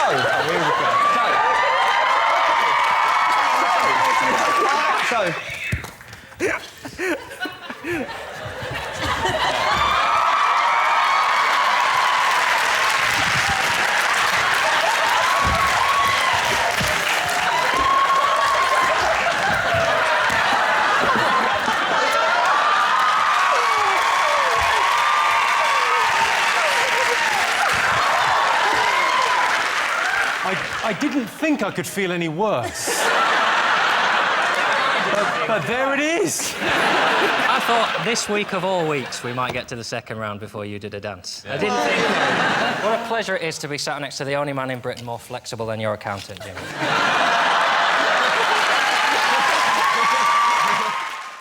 Johnson, what else have people been talking about this week? Lance Armstrong. Is that something that's... I feel like that's been popular over here as well. We've been chatting about it a little bit. American sportsmen generally, yeah. Yeah. You guys get American things here? You get too many. I'll be honest with you. Treat. You can have that back. Can I get a coffee? No, you can't get a coffee. You can have a coffee. You can only get a coffee if you bloody work there. They get this. That's another American thing. The Easter Bunny. You've just opened a can of worms with me, mate. Relax. I'll talk to Mr. America. Oh, I'm sorry. All right. Sorry. I think it's Captain America. Give us the story. What happened with Lance Armstrong? There's a big report just basically blaming him for not just being involved in doping, but sort of spearheading all the efforts for the entire team. Yeah, he's ruined cheating for a lot of people. It was something I almost admired sometimes. You know, someone's a bit of a cheat. You go, it's quite clever to cheat, but he's just gone nuts. He cheated. He didn't just cheat in one Tour de France.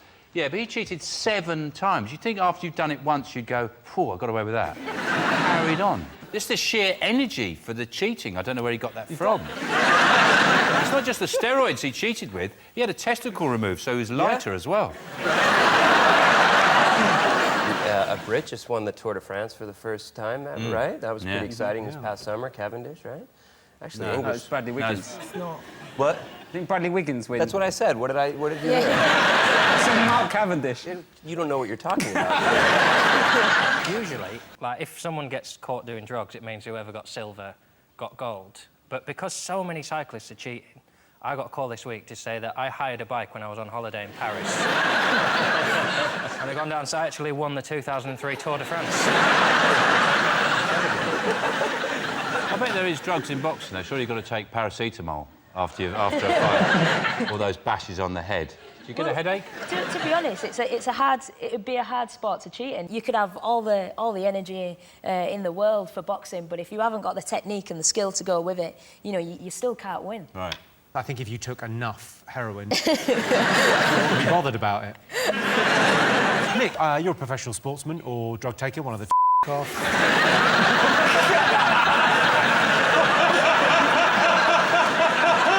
I think it's amazing. I respect him even more now that I know that he was doing drugs for 7 years. I did drugs once, and I couldn't leave my bedroom for a week. I barely had the energy to get up and piss in the Coke bottle in the corner of my room. And he's won it 7 times. I think that's amazing. Hats off to him. He was the guy that pretty much invented the charity wristband. What people don't know is it was just a tourniquet that had sort of slipped down. Well, let's have a look and see whether Lance Armstrong is one of the most talked about things in the last week.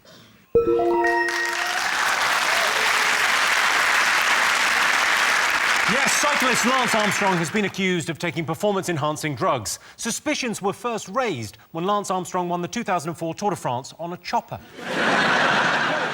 He's supposed to be able to talk about policies to solve problems. They had one policy that was interesting. Their policy on burglars.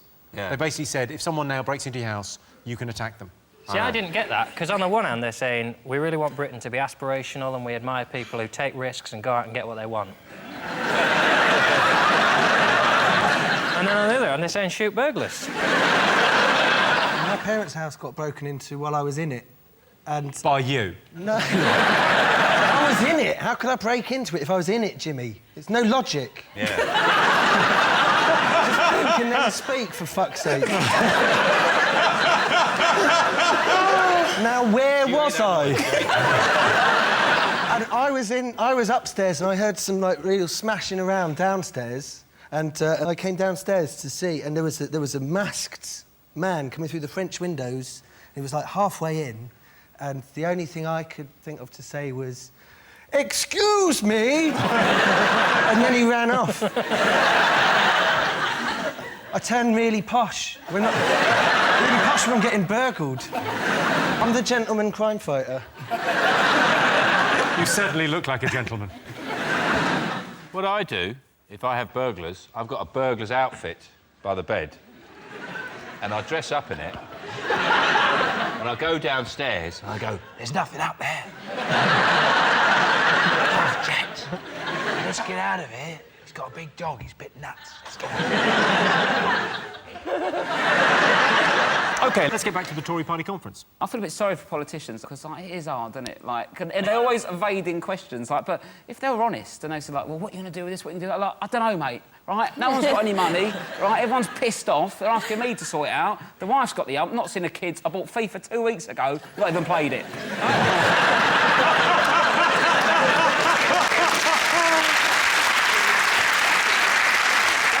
That's why you can never have Homeland in this country, the programme in America about blowing up the government, because everyone would want him to blow them up. You know what I mean? Just one series. Oh, he's blown them up. New series. We'll leave it at that.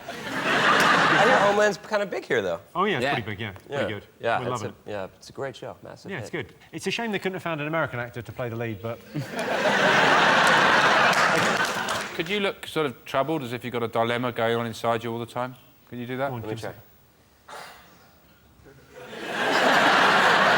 No, you look as if you're thinking about pie.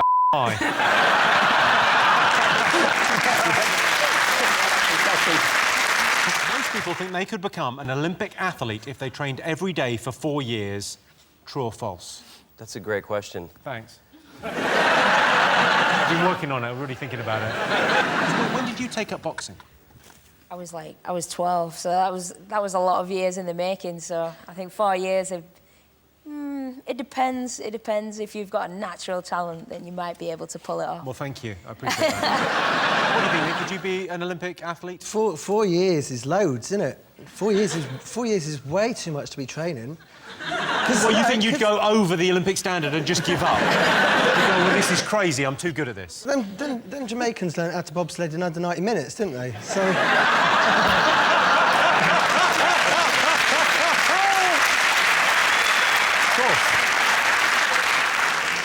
What do you think, Sean? What sport would you go for if you were going to try and get into, you know... Olympic sport, probably pole vault. That's the one I've got the most natural skill at. It's the one I just naturally find myself doing. Just if I'm in a park with some equipment, I just find myself doing that. That's the one. It's your go-to. I'll just sort of go, I'll be like chatting around, sort of loosening up a bit like that, and I'll just pick something up and just find myself running and go, whoa. They make us do that at school, pole vaulting. To get in. They... bloody gates, would they? So you had to do pole vault? It was one of the things that we had to attempt to do. That and long jump and hurdles. Why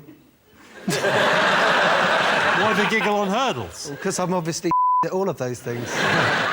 But what's the average working day for the GC? Are you a legend? Yes, What do you do? Well, I wake up at 4. I do some meditation. Boy, come on. 4 in the afternoon? No, 4 a.m. 4 in the morning. I always wake at 4 because it's the only peace and quiet I get to, like, do my emails. That's meditation now, is it? Yeah. So... Emails, meditation, yeah. Well, yeah, I wake up, have a cup of tea, meditate, think, right, let's seize the day, do my emails, and then literally... Back to bed for 5 hours. No. I'll be picked up about 7 o'clock. I go into my boutique, I sort the stock out, then I'll have some TV work, meetings, I do a podcast.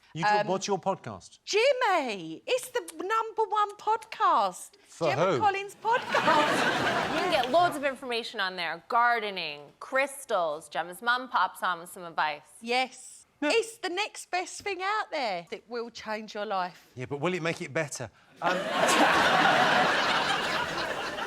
Because you have a lot of paparazzi following you. All the time. I've had to move 3 times. I always give people a fake address now. Oh, do you? Yeah. How do they get to your house? That's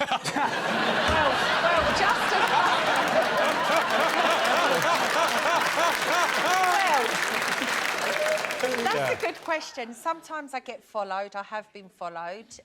You know... Sometimes they just follow the Deliveroo driver. Yeah. Me and Stormzy are the only people in the UK to have a Deliveroo Platinum card. Whoa. Deliveroo Platinum? Tell me everything about this. Because it used to be the thing was like the Nando's black card was the Yeah. What's this? It's only me and Stormzy. Do you have to eat together? No. I'd love to eat What with do you get? Stormzy. Is it free Deliveroo? I think it's like £12,000 a year. Whoa. Or it might be 6,000. Wow. And we're sort of halfway through January, so that's gone now. Yeah. That went weeks ago.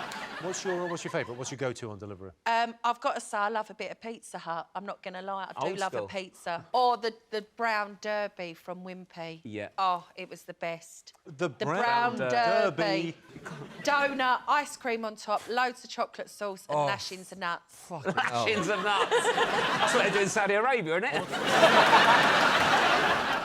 You're a vegan, yes? Well... Jimmy, I started off being a vegetarian. I'm more vegan now because I've then become very aware lately Bullshit, of how... sorry. No, recently I was shown how the cows are treated to get the milk. Hence, I now drink oatmeal every day. Have you seen what they've done to those oats, though? And if the real truth was told of how they get milk from cows, trust me, no one would be drinking. I hope you enjoyed those clips. If you want to watch full episodes of 8 out of 10 Cats, then you can on my YouTube channel. Just, search for it on YouTube and you'll find it, because it's there.